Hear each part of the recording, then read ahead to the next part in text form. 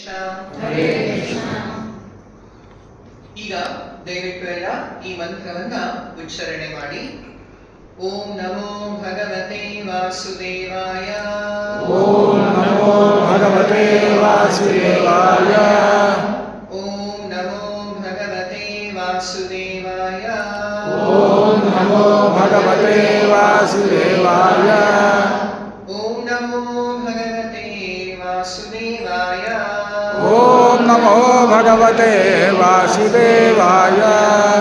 ನಾರಾಯಣಂ ನಮಸ್ಕೃತ್ಯ ನಾರಾಯಣಂ ನಮಸ್ಕೃತ್ಯ ನರಂ ಚೈವ ನರೋತ್ತಮಂ ನರಂ ಚೈವ ನರೋತ್ತಮಂ ದೇವೀಂ ಸರಸ್ವತೀಂ ವ್ಯಾಸಂ ದೇವೀಂ ಸರಸ್ವತೀಂ ವ್ಯಾಸಂ ತತೋ ಜಯಮುದೀರಯೇ. ತತೋ ಜಯಮುದೀರಯೇ. ನಷ್ಟಪ್ರಾಯೇಷು ಭದ್ರೇಷು ನಷ್ಟಪ್ರಾಯೇಷು ಭದ್ರೇಷು ನಿತ್ಯಂ ಭಾಗವತ ಸೇವಯಾ. ನಿತ್ಯಂ ಭಾಗವತ ಸೇವಯಾ. ಭಗವತಿ ಉತ್ತಮ ಶ್ಲೋಕೆ ಭಗವತಿ ಉತ್ತಮ ಶ್ಲೋಕೆ ಭಕ್ತಿರ್ಭವತಿ ನೈಷ್ಠಿಕಿ. ಭಕ್ತಿರ್ಭವತಿ ನೈಷ್ಠಿಕಿ. ಹರೇ ಕೃಷ್ಣ. ಹರೇ ಕೃಷ್ಣ. ಸೊ ನಾವೆಲ್ಲರೂ ಸ್ವಲ್ಪ ದಿನ ಶ್ರೀಮದ್ ಭಗವದ್ಗೀತೆಯ ವಿಷಯವನ್ನ ಶ್ರವಣ ಮಾಡಲಿಕ್ಕೆ ಪ್ರಯತ್ನ ಮಾಡೋಣ. ಶ್ರೀಮದ್ ಭಗವದ್ಗೀತೆ ಇದರ ಅರ್ಥ ಏನು ಅಂತಂದ್ರೆ, ಭಗವದ್ ಗೀತಾ, ಗೀತಾ ಅಂತಂದ್ರೆ ಹಾಡು, ಗೀತೆ. ಯಾರ ಗೀತೆ ಇದು? ಭಗವದ್ಗೀತೆ. ಇದ್ಯಾವುದೇ ಒಂದು ಸಾಮಾನ್ಯ ಹಾಡು, ಸಾಮಾನ್ಯ ವಚನ, ಶಬ್ದ ಅಲ್ಲ. ಇದು ಸಾಕ್ಷಾತ್ ಭಗವದ್ಗೀತೆ.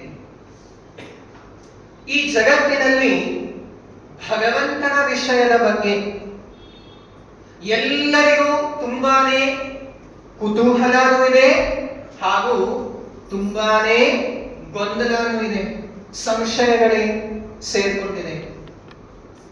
ಪ್ರತಿಯೊಬ್ಬರು ಭಗವಂತನ ವಿಷಯದಲ್ಲಿ ತಮ್ಮ ತಮ್ಮ ಅನಿಸಿಕೆಯನ್ನ, ತಮ್ಮ ತಮ್ಮ ವಿಚಾರಗಳನ್ನ ಹೇಳಬಹುದು.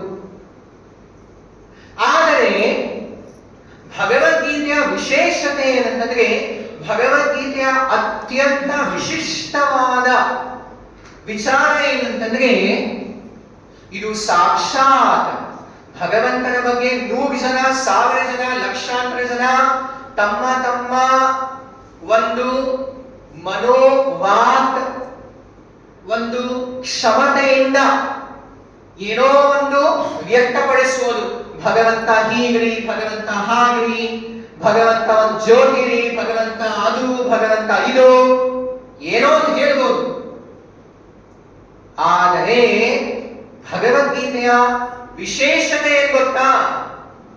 ಎಲ್ಲರೂ ಈಗ ಸುಮ್ಮನೆ ಆಗಿ ಇದನ್ನ ಕೇಳಬೇಕಾಗುತ್ತೆ. ಯಾಕೆ ಅಂತಂದ್ರೆ, ಸಾಕ್ಷಾತ್ ಭಗವಂತನೇ ಮುಂದೆ ಬಂದು ಹೇಳ್ತಾ ಇದ್ದಾನೆ. ಇಲ್ಲಿ ಹೇಳ್ತಿರೋದು ಇನ್ಯಾರು ಅಲ್ಲ, ಶ್ರೀ ಭಗವಾನ್ ಉವಾಚ. ಇದು ಭಗವದ್ಗೀತೆ ಹೇಳ್ತದಲ್ಲ, ಫಸ್ಟ್ ಪಾರ್ಟಿ. ಓಕೆ, ಈಗಲೇ ಹೇಳಿದ್ರು, ಜಗತ್ತಿನಲ್ಲಿ ಅನೇಕ ಧರ್ಮಗಳಿವೆ. ಯಾವುದೋ ಧರ್ಮದಲ್ಲಿ ಭಗವದ್ ವಿಷಯವನ್ನ ಭಗವಂತನ ಪುತ್ರ ಅಂತ ಹೇಳಿದ್ದಾನೆ. ಇನ್ಯಾವುದೋ ಧರ್ಮದಲ್ಲಿ ಭಗವಂತನ ದೂತ ಅಥವಾ ರಸೂಲ್ ಅಂತ ಹೇಳ್ತಾರೆ. ರಸೂಲ್ ಅಂತಂದ್ರೆ ದೂತ, ಮೆಸೆಂಜರ್ ಬಂದು ಹೇಳಿದ್ದಾನೆ. ಆದರೆ ಭಗವದ್ಗೀತೆಯಲ್ಲಿ third party, fourth party, 10th party ಯಾರು ಅಲ್ಲ, ಫಸ್ಟ್ ಪಾರ್ಟಿ ಭಗವತ್ ಶ್ರೀ ಭಗವಾನ್ ವಾಚ. ಇಂತಹ ಒಂದು ವಾಕ್ಯವನ್ನ ನೀವು ಇನ್ಯಾವ ಧರ್ಮ ಗ್ರಂಥದಲ್ಲೂ ನೋಡ್ಲಿಕ್ಕೆ ಕೇಳಲಿಕ್ಕೆ ಸಾಧ್ಯವೇ ಇಲ್ಲ. ಗಾಡ್ ಸ್ಪೋಕ್, ಗಾಡ್ ಸೆಡ್ ಅಂತ ಇಲ್ವೇ ಇಲ್ಲ. ಸೊ ಅದು ಭಗವದ್ಗೀತೆಯಲ್ಲಿ ಬರುತ್ತೆ. ಶ್ರೀ ಭಗವಾನ್ ವಾಚ. ಡೈರೆಕ್ಟ್ ಫಸ್ಟ್ ಪಾರ್ಟಿ ಯಾರು? ಭಗವಂತ ಹೇಳ್ತಾ ಇದ್ದಾನೆ. ಸೆಕೆಂಡ್ ಪಾರ್ಟಿ ಯಾರು? ಅರ್ಜುನ. ಥರ್ಡ್ ಪಾರ್ಟಿ ನಾವೆಲ್ಲ ಆಗ್ಬೋದು. ಇದಕ್ಕೆ ಪರಂಪರೆ ಅಂತ ಹೇಳಲಾಗಿದೆ. ಭಗವದ್ಗೀತೆಯನ್ನ ಅರ್ಥ ಮಾಡಿಕೊಳ್ಳಿಕ್ಕೆ ಏಕೈಕ ಮಾರ್ಗ ನಾವು ಆಚಾರ್ಯ ಪ್ರಸಾರೇಣ ಗುರುಮುಖೇನ ಗುರು ಪರಂಪರೆಯ ಮೂಲಕ ಮಾತ್ರ ಇದನ್ನ ಅರ್ಥ ಮಾಡಿಕೊಂಡು ಸಾಕ್ಷಾತ್ಕಾರ ಮಾಡಲಿಕ್ಕೆ ಸಾಧ್ಯ ಅಂತ ಹೇಳಲಾಗಿದೆ.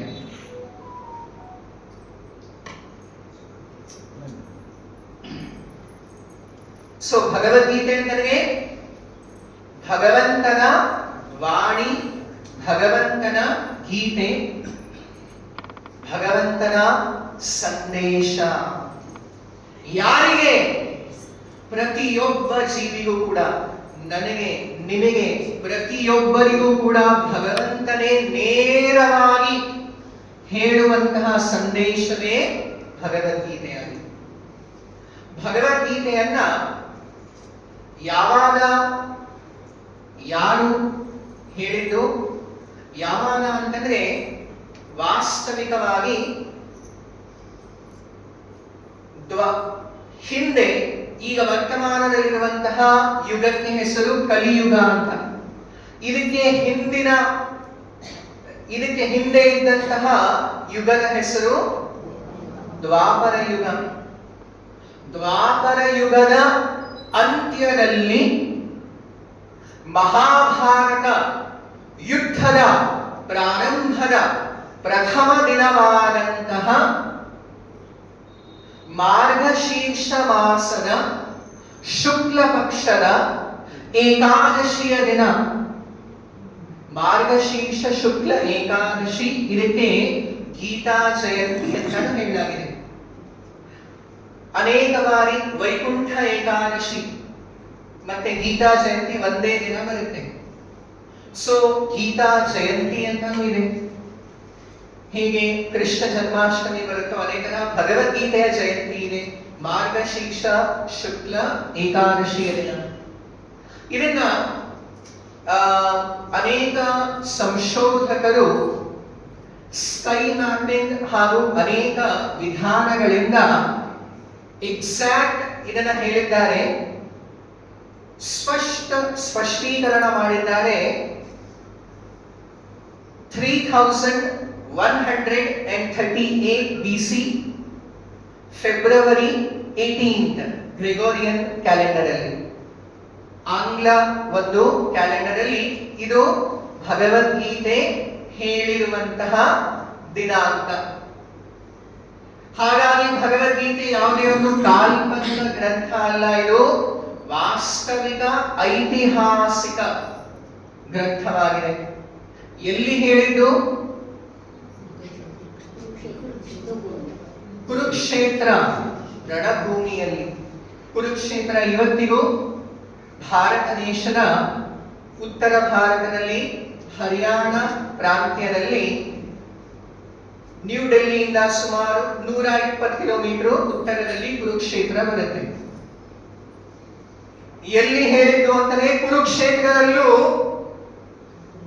ವಿಶಿಷ್ಟವಾಗಿ ಒಂದು ಸ್ಥಾನ ಬರುತ್ತೆ, ಅದರ ಹೆಸರು ಜ್ಯೋತಿ ಸರ ಅಥವಾ ಜ್ಯೋತಿ ಸರೋವರ ಅಂತ.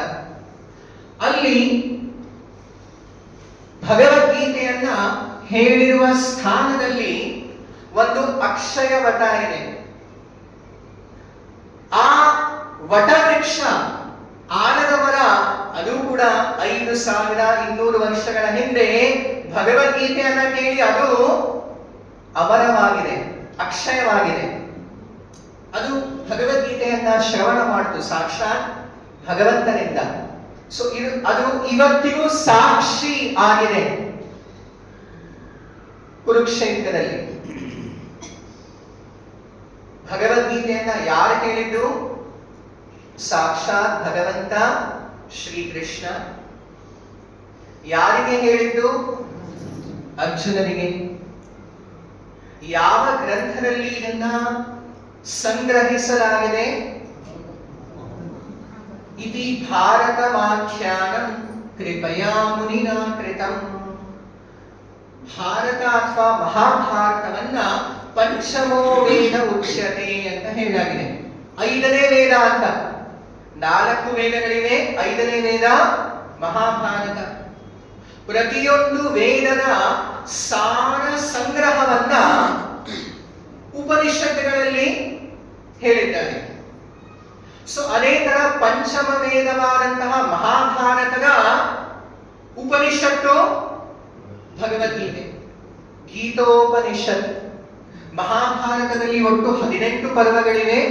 ಆ 18 ಪರ್ವಗಳಲ್ಲಿ 10ನೇ ಪರ್ವವಾದಂತಹ ಭೀಷ್ಮ ಪರ್ವ. ಭೀಷ್ಮ ಪರ್ವದ 25ನೇ ಅಧ್ಯಾಯದಿಂದ 42ನೇ ಅಧ್ಯಾಯ ತನಕ ಭಗವದ್ಗೀತೆ ಒಟ್ಟು ಇರೋದು 18 ಅಧ್ಯಾಯಗಳು. ಹಾಗೂ ಎಷ್ಟು ಶ್ಲೋಕಗಳಿವೆ? 700 ಶ್ಲೋಕಗಳಿವೆ.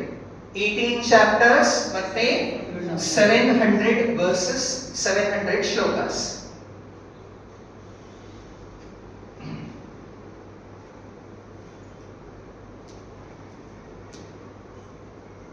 ಹೀಗೆ ಭಗವದ್ಗೀತೆಯ ಒಂದು ವಾಸ್ತವಿಕ ವಿಚಾರವನ್ನ ನಾವು ಸ್ವಲ್ಪ ತಿಳ್ಕೊಂಡು ಭಗವದ್ಗೀತೆಯ ವಿಷಯ ಪ್ರವೇಶವನ್ನ ಮಾಡೋಣ. ಭಗವದ್ಗೀತೆಯಲ್ಲಿರೋದು ಒಟ್ಟು 18 ಅಧ್ಯಾಯಗಳು, 700 ಶ್ಲೋಕಗಳು. ಅದರಲ್ಲಿ ಪ್ರಥಮ ಅಧ್ಯಾಯ ಶೀರ್ಷಿಕೆ ಬರುತ್ತೆ ಅರ್ಜುನ ವಿಷಾದ ಯೋಗ ಅಂತ. ಈ ಒಂದು ಅಧ್ಯಾಯದ ಶೀರ್ಷಿಕೆನು ತುಂಬಾನೇ ಮಹತ್ವಪೂರ್ಣವಾಗಿದೆ.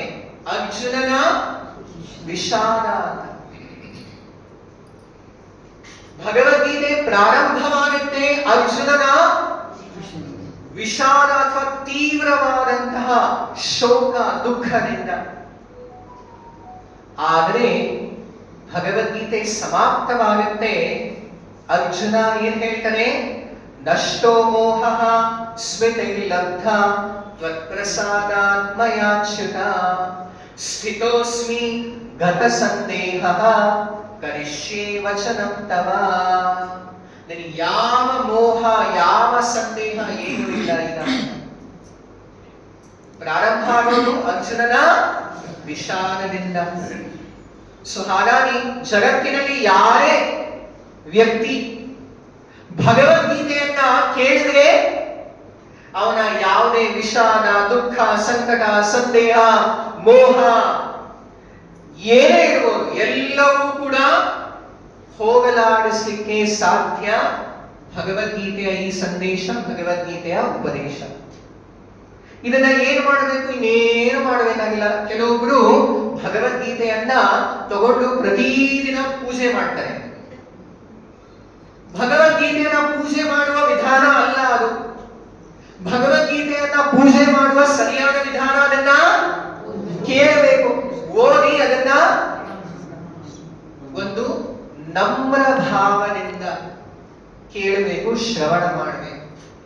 ಇನ್ನೇನು ಮಾಡುವ ಅವಶ್ಯಕತೆ ಇಲ್ಲ. ಭಗವದ್ಗೀತೆಯ 7ನೇ ಅಧ್ಯಾಯದ ಪ್ರಥಮ ಶ್ಲೋಕದಲ್ಲೂ ಕೃಷ್ಣ ಅರ್ಜುನನಿಗೆ ಹೇಳ್ತಾನೆ, ಯಥಾ ಜ್ಞಾಸ್ಯಸಿ ತತ್ ಶೃಣು. ಭಗವದ್ಗೀತೆಯನ್ನ ಸಾಕ್ಷಾತ್ಕಾರ ಮಾಡುವ ವಿಧಾನ ಏನು? ತತ್ ಶೃಣು, ಅದನ್ನ ಕೇಳಿ. ಹೇಗೆ ಕೇಳಬೇಕು? ಯಾವುದೇ ಒಂದು ಸ್ವಾರ್ಥ ಭಾವ ಅಥವಾ ನಮ್ಮ ಒಂದು ಮನೋಕಲ್ಪಿತ ಇಮ್ಯಾಜಿನರಿ ಒಂದು ವಿಚಾರಗಳನ್ನ ಹಿಡ್ಕೊಂಡೇನೆ ನಾವಿದನ್ನ ಶ್ರವಣ ಮಾಡಬೇಕು. ಯಾಕೆ ಅನೇಕ ಜನರು ಭಗವದ್ಗೀತೆಯ ಟಿಪ್ಪಣಿಯನ್ನ ಬರೀತಾರೆ, ಕಾಮೆಂಟ್ರಿ ಆಫ್ ಭಗವದ್ಗೀತಾ ಅಂತ. ಆದ್ರೆ ನಿಜವಾದ ಆಚಾರ್ಯ ಪುರುಷರು ಭಗವದ್ಗೀತೆಯ ಮೇಲೆ ಯಾವಾಗಲೂ ಯಥಾರೂಪ ವ್ಯಾಖ್ಯಾನ ಭಾವಾರ್ಥವನ್ನ ಮಾಡಿದ್ದಾರೆ. ಟಿಪ್ಪಣಿಯನ್ನ ಯಾರು ಬರೆದಿಲ್ಲ. ಯಾಕೆ? ಈಗ ಬೆಳಗ್ಗೆ ಮಧ್ಯಾಹ್ನ 12 ಗಂಟೆ ಸಮಯದಲ್ಲಿ ಸೂರ್ಯ ಆಕಾಶದಲ್ಲಿರುವಾಗ ನೀವು ಒಂದು ದೀಪವನ್ನ ಅಥವಾ 100 ವ್ಯಾಟ್ ಬಲ್ಬ್ ಅನ್ನ ತಗೊಂಡು ಏನೋ ಹುಡುಕ್ಲಿಕ್ಕೆ ಹೋದ್ರೆ ಏನಾದ್ರು ಅರ್ಥ ಇದೆ? ಅಲ್ರಿ ಈಗ ಲೈಟ್ ನ ಮೆಷರ್ ಮಾಡ್ಲಿಕ್ಕೆ ಒಂದು ಲಕ್ಸ್ ಅಂತ ಬರುತ್ತೆ. ನೀವು ಎಂಥ ಒಂದು ಮೊಬೈಲ್ ಅಲ್ಲೂ ಬರುತ್ತೆ. ಆ ಲಕ್ಸ್ ಮೀಟರ್ ನ ಹಿಡ್ಕೊಂಡ್ರೆ ಏನೊಂದು ಇವೆಲ್ಲ ಲೈಟು 50-100 ಲಕ್ಸ್ ಅಷ್ಟೇ. ಅದೇ ಮಧ್ಯಾಹ್ನದ ಸೂರ್ಯ ಬೆಳಕಿಗೆ ಹೋದ್ರೆ 1000-10,000 ಅಲ್ಲ, 1,00,000 ಲಕ್ಸ್ ಬರುತ್ತೆ.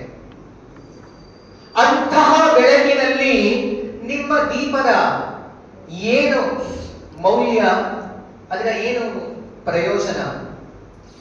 ಅದೇ ತರಹ ಭಗವಾನುವಾಚ, ಸಾಕ್ಷಾತ್ ಭಗವಂತನೇ ಹೇಳ್ತಿರುವಾಗ, ಮಾತನಾಡ್ತಿರುವಾಗ ಅವನ ಮುಂದೆ, ಆ ವಾಕ್ಯದ ಮುಂದೆ ನೀವದರ ಮೇಲೆ ಟಿಪ್ಪಣಿ ಮಾಡ್ಲಿಕ್ಕೆ ಸಾಧ್ಯ. ಅದಕ್ಕೆ ನಮ್ಮ ಆಚಾರ್ಯರು ಶ್ರೀಲ ಪ್ರಭುಪಾದರು ಬರೆದಿರುವಂತಹ ಭಾವಾರ್ಥ ಪುಸ್ತಕದಲ್ಲಿ ಅವರು ಹೇಳಿದ್ದಾರೆ, ಇದು ಭಗವದ್ಗೀತಾ ಇಂಗ್ಲಿಷ್ ನಲ್ಲಿ ಹೇಳಿದರೆ ಆಸ್ ಇಟ್ ಇಸ್ ಅಂತ, ಯಥಾರೂಪ ಅಂತ. ಇದರಲ್ಲಿ ನಾವು ಏನು ಪ್ಲಸ್ ಮೈನಸ್ ಡಿವಿಷನ್ ಏನು ಮಾಡಿಲ್ಲ. ಸಾಕ್ಷಾತ್ ಭಗವಂತನ ಮಾತೇನಿದೆ ಅಲ್ಲ, ಅದನ್ನೇ ಪ್ರಸ್ತುತಪಡಿಸಿ ಅದನ್ನ ವ್ಯಾಖ್ಯಾನ ಮಾಡಲಿಕ್ಕೆ ಪ್ರಯತ್ನ ಪಟ್ಟಿದ್ದೇವೆ ಅಂತ.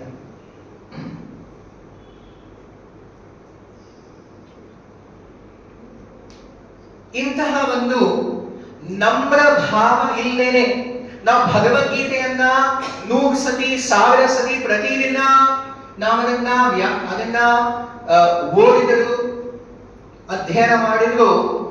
ಇದು ಹೇಗೆ ಅಂತಂದ್ರೆ, ಒಂದು ಜೇನುತುಪ್ಪದ ಒಂದು ಬಾಟಲ್ ಅನ್ನ ನೀವು ಎಷ್ಟೇ ಹೊರಗಡೆಯಿಂದ ನೆಕ್ಕಿದ್ರು ಒಂದು ಹನಿ ಜೇನುತುಪ್ಪನು ಆಸ್ವಾದಿಸ್ಲಿಕ್ಕೆ ಸಾಧ್ಯವಿಲ್ಲ. ಅದರ ಮುಚ್ಚಳ ತೆಗಿಬೇಕಲ್ವಾ? ಮುಚ್ಚಳ ತೆಗಿಲಿಕ್ಕೆ ಭಗವದ್ಗೀತೆಯಲ್ಲಿ ಕೃಷ್ಣ 4ನೇ ಅಧ್ಯಾಯದ 34ನೇ ಶ್ಲೋಕದಲ್ಲಿ ಹೇಳಿದ್ದಾನೆ, ತದ್ವಿಧಿ ಪ್ರಣಿಪಾತೇನ ಪರಿಪ್ರಶ್ನೇನ ಸೇವಯ ಉಪದೇಶಂತಿ ತೇ ಜ್ಞಾನಂ ಜ್ಞಾನಿನಸ್ತತ್ವದರ್ಶಿನಃ.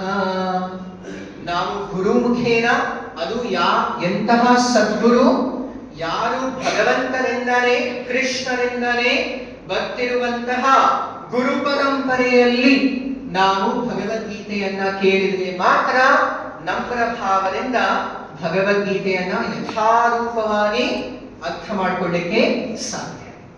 ಸೊ ಈ ಭಗವದ್ಗೀತೆಯ ಪ್ರಥಮ ಅಧ್ಯಾಯ ಅರ್ಜುನ ವಿಷಾದ ಯೋಗ. ಇದರಲ್ಲಿ 46 ಶ್ಲೋಕಗಳಿವೆ. ಹಾಗೂ ಒಂದು ಸುಲಭವಾಗಿ ಅರ್ಥ ಮಾಡಿಕೊಳ್ಳಿಕ್ಕೆ ನಾವು ಭಗವದ್ಗೀತೆಯ ಪ್ರಥಮ ಅಧ್ಯಾಯವನ್ನ 5 ವಿಭಾಗಗಳಲ್ಲಿ ವಿಭಜನೆ ಮಾಡಬಹುದು. ಪ್ರಥಮ ಶ್ಲೋಕ ದಯವಿಟ್ಟು ಎಲ್ಲರೂ ಹೇಳೋಣ. ಧೃತರಾಷ್ಟ್ರ ಉವಾಚ ಧರ್ಮಕ್ಷೇತ್ರೇ ಕುರುಕ್ಷೇತ್ರೇ ಸಮವೇತಾಯುತ್ಸವಃ ಮಾಮಕಾಃ ಪಾಂಡವಾಶ್ಚೈವ ಕಿಂ ಅಕುರ್ವತ ಸಂಜಯ.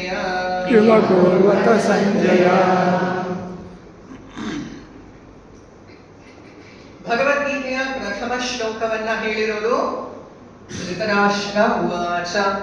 ಧೃತರಾಷ್ಟ್ರ ಹೇಳ್ತಾ ಇದ್ದಾನೆ, ಧರ್ಮಕ್ಷೇತ್ರೇ ಕುರುಕ್ಷೇತ್ರೇ, ಕುರುಕ್ಷೇತ್ರ ಎನ್ನುವ ಧರ್ಮಕ್ಷೇತ್ರದಲ್ಲಿ ಮಾಮಕಾಹ ಅಂದ್ರೆ ನನ್ನ ಮಕ್ಕಳು, ಪಾಂಡವಾಶ್ಚೈವ ಹಾಗೂ ಪಾಂಡವರು, ಸಮವೇತ ಎಲ್ಲರೂ ಸೇರಿದ್ದಾರೆ. ಯಾಕೆ ಸೇರಿದ್ದಾರೆ? ಯುಯುತ್ಸವಃ ಯುದ್ಧವನ್ನ ಮಾಡಲಿಕ್ಕೆ. ಕಿಂ ಅಕುರ್ವತ ಅವರು ಏನು ಮಾಡಿದ್ರು? ಸಂಜಯ, ಯಾಕೆ? ಧೃತರಾಷ್ಟ್ರ ಅಂಧನಾಗಿದ್ದ, ಹಾಗಾಗಿ ಪ್ರತ್ಯಕ್ಷವಾಗಿ ಹೋಗಿ ಯುದ್ಧ ಭೂಮಿಯಲ್ಲಿ ಅಥವಾ ಯುದ್ಧದಲ್ಲಿ ಭಾಗವಹಿಸಲಿಲ್ಲ ಧೃತರಾಷ್ಟ್ರ. ಅವನು ತನ್ನ ರಾಜಧಾನಿ ಅರಮನೆ ಎಲ್ಲಿತ್ತು? ಹಸ್ತಿನಾಪುರ, ಈಗಿನ ನ್ಯೂ ಡೆಲ್ಲಿ ಅಂತ ಹೇಳ್ತೇವೆ. ನ್ಯೂ ಡೆಲ್ಲಿನೂ ಅಲ್ಲ, ಹಸ್ತಿನಾಪುರ ಇರೋದು ಉತ್ತರ ಪ್ರದೇಶದಲ್ಲಿ ಮುಜಫರ್ ನಗರ ಹತ್ರ ಒಂದು ಊರು ಬರುತ್ತೆ. ಇವತ್ತಿಗೂ ಅದರ ಹೆಸರು ಹಸ್ತಿನಾಪುರ ಅಂತಾನೆ. ನ್ಯೂ ಡೆಲ್ಲಿ ಇರೋದು ಇಂದ್ರಪ್ರಸ್ಥ ಆಕ್ಚುಲಿ. ಸೊ ಹಸ್ತಿನಾಪುರ ಉತ್ತರ ಪ್ರದೇಶದಲ್ಲಿ ಬರುತ್ತೆ. ಸೊ ಅಲ್ಲಿ ನಮ್ಮ ಧೃತರಾಷ್ಟ್ರ ಕೂತ್ಕೊಂಡು ತನ್ನ ಸಚಿವನಾದ ಯಾರು ಸಂಜಯನಿಗೆ ಸಂಜಯನಿಗೆ ಯಾಕೆ ಪ್ರಶ್ನೆ ಕೇಳ್ತಾ ಇದ್ದಾನೆ? ಯಾಕೆ ಅಂತಂದ್ರೆ ಸಂಜಯನಿಗೆ ವ್ಯಾಸ ಪ್ರಸಾದಾಶ್ರುತವಾನ್ ಏತದ್ಗುಹ್ಯಮಹಂ ಪರಂ.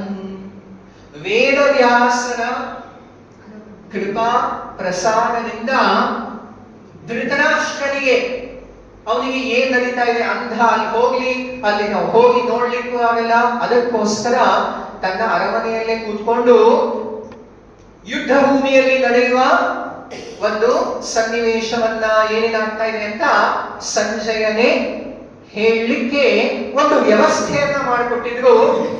ಹಾಗಾಗಿ ಸಂಜಯ ಹಸ್ತಿನಾಪುರದಲ್ಲಿ ಕೂತ್ಕೊಂಡು ಕುರುಕ್ಷೇತ್ರದಲ್ಲಿ ಏನೇನಾಗ್ತಾ ಇದೆಯೋ, ಹೇಗೆ ಟಿವಿ ಟೆಲಿಕಾಸ್ಟ್ ಆಗುತ್ತಲ್ವಾ, ಆ ತರ ವೇದವ್ಯಾಸರ ಕೃಪೆಯಿಂದ ಅವನಿಗೆ ಪ್ರತ್ಯಕ್ಷವಾಗಿ ಕುರುಕ್ಷೇತ್ರದಲ್ಲಿ ಆಗುವ ಘಟನೆಗಳೆಲ್ಲ ಬೋಧನೆ ಆಗಿ ಅವನು ಧೃತರಾಷ್ಟ್ರನಿಗೆ ಹೇಳ್ತಾ ಇದ್ದ.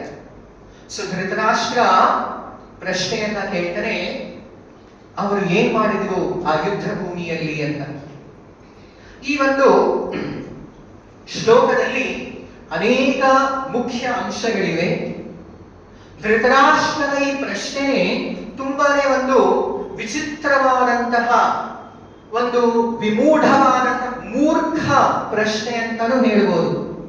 ಈಗ ನಾನು ಹೇಳಿದ್ರೆ ನಮ್ಮ ಕೆಲವೊಂದು ಸ್ನೇಹಿತರೆಲ್ಲ ಸೇರ್ಕೊಂಡು ಅವ್ರು ಯಾವುದೋ ಒಂದು ಒಳ್ಳೆ ಹೋಟ್ಲಿಗೆ ಹೋದ್ರು, ಅಲ್ಲೆಲ್ಲ ತುಂಬಾ ಹಸುವಾಗಿ ಎಲ್ಲ ಕೂತ್ಕೊಂಡು ಊಟವನ್ನ ಎಲ್ಲ ಆರ್ಡರ್ ಮಾಡಿ ಅವ್ರು ಊಟ ಟೇಬಲ್ ಮೇಲೆ ಬಂದ್ಮೇಲೆ ಹೌದಾ ಆಮೇಲೆ ಏನ್ ಮಾಡಿದ್ರು, ಇನ್ನೇನ್ ಮಾಡ್ತಾರೆ, ಊಟ ಮಾಡ್ತಾರೆ, ತಿಂತಾರೆ ಅಲ್ವಾ.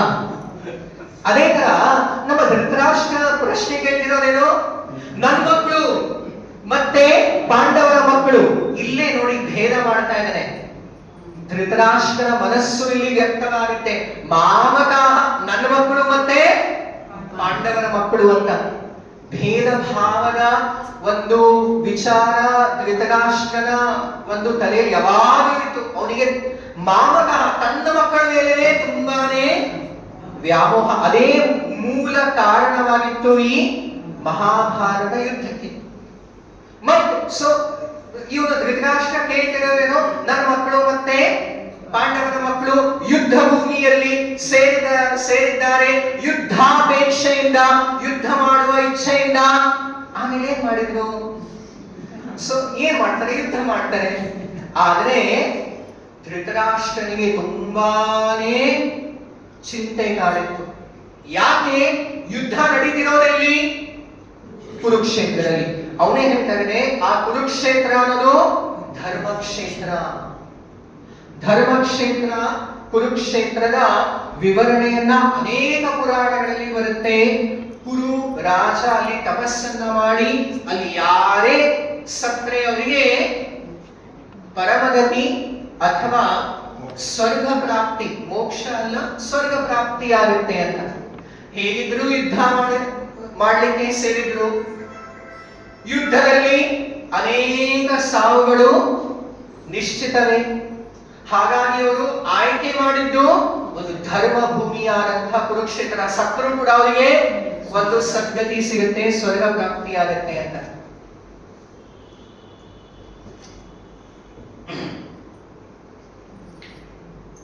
ಕುರುಕ್ಷೇತ್ರ ಇರೋದು ಧರ್ಮಕ್ಷೇತ್ರ. ನಮ್ಮ ಪಾಂಡವರೆಲ್ಲ ಇರೋದು ಧಾರ್ಮಿಕರು. ಅವರ ಪಕ್ಷದಲ್ಲಿರೋದು ಧರ್ಮದ ಜನಕನಾದ, ಧರ್ಮದ ತಂದೆ ಅಪ್ಪನಾದ ಸಾಕ್ಷಾತ್ ಭಗವಂತ ಕೃಷ್ಣನಿದ್ದಾನೆ. ಅದೇ ಪರಪಕ್ಷದಲ್ಲಿ ಮಾಮಕಾಹ ಧೃತರಾಷ್ಟ್ರನಿಗೂ ಗೊತ್ತು, ನನ್ನ ಮಕ್ಕಳು ಅಧರ್ಮಿಗಳು, ಅವರ ಪಕ್ಷ ಅಧರ್ಮದ ಕಡೆ ಇದ್ದಾರೆ. ಹಾಗಾಗಿ ಅವನಿಗೆ ತುಂಬಾನೇ ಚಿಂತೆ ಕಾಡಿತು. ಆಚಾರ್ಯರು ಒಂದು ತುಂಬಾನೇ ಸುಂದರವಾದ ಟಿಪ್ಪಣಿಯನ್ನು ಕೊಟ್ಟಿದ್ದಾರೆ ನೋಡಿ. ಕ್ಷೇತ್ರ ಅಂತಂದ್ರೆ, ಕ್ಷೇತ್ರ ಅಂತ ಇಲ್ಲಿ ಬಳಸಲಾಗಿದೆ, ಧರ್ಮ ಕ್ಷೇತ್ರೇ ಕುರುಕ್ಷೇತ್ರೇ ಅಂತ.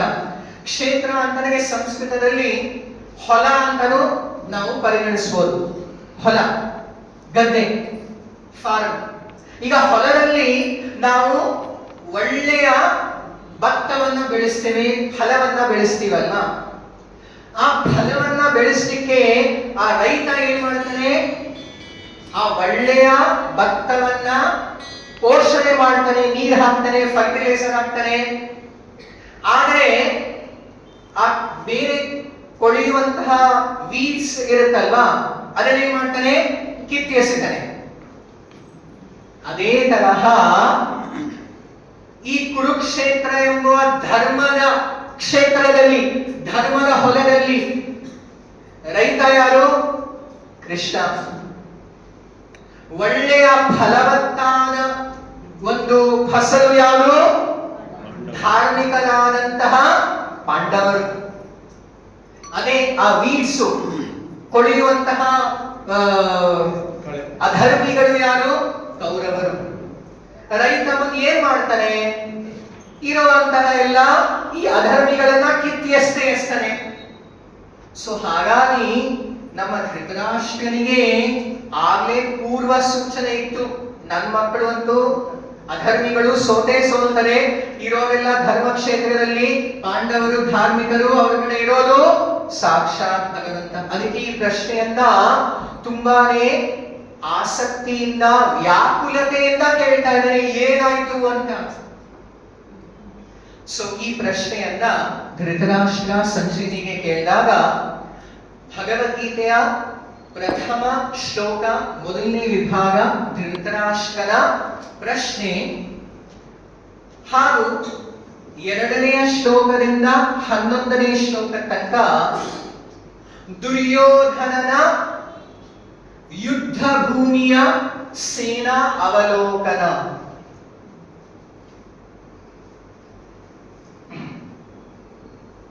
ಹಾಗಾಗಿ ಎರಡನೇ ಶ್ಲೋಕದಲ್ಲಿ ಬರುತ್ತೆ, ಸಂಜಯ ಉವಾಚ ದೃಷ್ಟ್ವಾ ತು ಪಾಂಡವಾನೀಕಂ ವ್ಯೂಢಂ ದುರ್ಯೋಧನಸ್ತದಾ ಆಚಾರ್ಯಂ ಉಪಸಂಗಮ್ಯ ರಾಜಾ ವಚನಮಬ್ರವೀತ್. ನಮ್ಮ ದುರ್ಯೋಧನನನ್ನ ಸಂಜಯ ಸ್ವಲ್ಪ ಧೃತರಾಷ್ಟ್ರನ ಈ ವ್ಯಾಕುಲತೆಯನ್ನ ಗಮನಿಸಿ ಆಚಾರ್ಯರು ಹೇಳಿದ್ದಾರೆ, ಬೇಕು ಅಂತಾನೆ ಅವನ್ನ ಸ್ವಲ್ಪ ಸಾಂತ್ವಯಿಸಲಿಕ್ಕೆ, ಸ್ವಲ್ಪ ಪ್ರೋತ್ಸಾಹಿಸಲಿಕ್ಕೆ ರಾಜಾವಚನಮಬ್ರವೀತ್ ಅಂತ ಸಂಜಯ ಹೇಳಿದ್ದಾರೆ. ರಾಜ ಯಾರು? ದುರ್ಯೋಧನ. ದುರ್ಯೋಧನ ಈ ಒಂದು ಪಾಂಡವರ ಸೈನ್ಯವನ್ನ ಅವನು ಅಪೇಕ್ಷೆ ಮಾಡಿರಲಿಲ್ಲ. ಪಾಂಡವರು 13 ವರ್ಷ ವನವಾಸದಲ್ಲಿದ್ರು, ಯಾರು ಅವರಿಗೆ ಬೆಂಬಲವನ್ನ ಕೊಡಲ್ಲ ಅಂತ ದುರ್ಯೋಧನ ಅಂದ್ಕೊಂಡಿದ್ದಾರೆ. ಪಾಂಡವರ ಪಕ್ಷದಲ್ಲೂ ದೊಡ್ಡ ಸೈನ್ಯವನ್ನ ನೋಡಿ, ಮಹಾಭಾರತದಲ್ಲಿ ಬರುತ್ತೆ, ಯುದ್ಧದಲ್ಲಿ ಒಟ್ಟು 18 ಅಕ್ಷೌಹಿಣಿಗಳು ಸೇರಿತು ಅಂತ. ಅದರಲ್ಲಿ 11 ಅಕ್ಷೌಹಿಣಿ ಕೌರವರದು ಹಾಗೂ 7 ಅಕ್ಷೌಹಿಣಿ ಪಾಂಡವರ ಪಕ್ಷದ್ದು. ಸೊ ಇಂತಹ ಪಾಂಡವರ ಸೈನ್ಯವನ್ನ ನೋಡಿ ನಮ್ಮ ದುರ್ಯೋಧನ ಧಾವಿಸಿ ಓಡಿ ಬಂದು ಆಚಾರ್ಯಂ ಉಪಸಂಗಮ್ಯ, ಯಾರ ಹತ್ರ ಓಡಿ ಬರ್ತಾನೆ? ತನ್ನ ಆಚಾರ್ಯರಾದ ದ್ರೋಣಾಚಾರ್ಯರ ಹತ್ರ ಬಂದು ಈ ಮಾತನ್ನ ಹೇಳ್ತಾನೆ. ಏನ್ ಹೇಳ್ತಾನೆ? ಪಶ್ಯೇತಾಂ ಪಾಂಡು ಪುತ್ರಾಣ. ನೋಡ್ರಿ, ಈಗ ನೋಡಿ, ಆಚಾರ್ಯರು ತುಂಬಾನೇ ಸುಂದರವಾದ ವ್ಯಾಖ್ಯಾನವನ್ನ ಮಾಡಿದ್ದಾರೆ. ದುರ್ಯೋಧನ ಏನ್ ಮಾಡಿದ್ದು? ಆಚಾರ್ಯ ಉಪಸಂಗಮ್ಯ, ಆಚಾರ್ಯರ ಹತ್ರ ಬಂದು ಅವನ ಒಂದು ಕಾರ್ಯ ಮನೋಭಾವ ಏನಿತ್ತು, ಇದಕ್ಕಿಂತ ಸ್ವಲ್ಪ ಹಿಂದೆ ಇನ್ನೊಬ್ರು ಆಚಾರ್ಯ ಉಪಸಂಗಮ್ಯ ಆಚಾರ್ಯರ ಹತ್ರ ಬಂದಿದ್ರು. ಯಾರು? ದುರ್ಯೋಧನ ದ್ರೋಣಾಚಾರ್ಯರ ಹತ್ರ ಹೋಗೋಕ್ಕಿಂತ ಮುಂಚೆ ಇನ್ನೊಬ್ರು ಯಾರೋ ಅವನ ಹತ್ರ ಬಂದಿದ್ರು. ಯಾರು?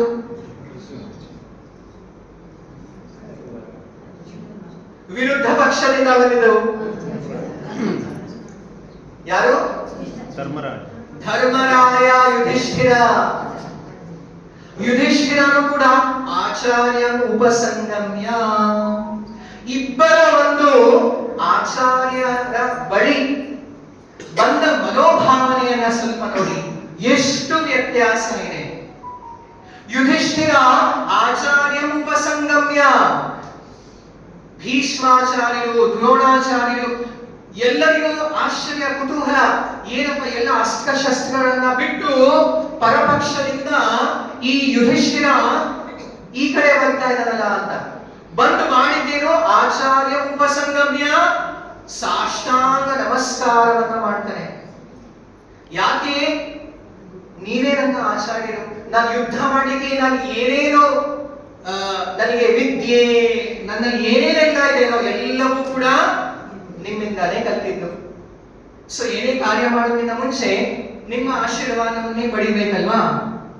ಈಗ ಗುರು ಹಿರಿಯರಿಗೆ ಹೀಗೆ ನಮಸ್ಕಾರ ಮಾಡಿ ಅವರಿಂದ ಆಶೀರ್ವಾದ ಕೇಳಿದ್ರೆ ಅವ್ರು ಏನ್ ಹೇಳ್ತಾರೆ?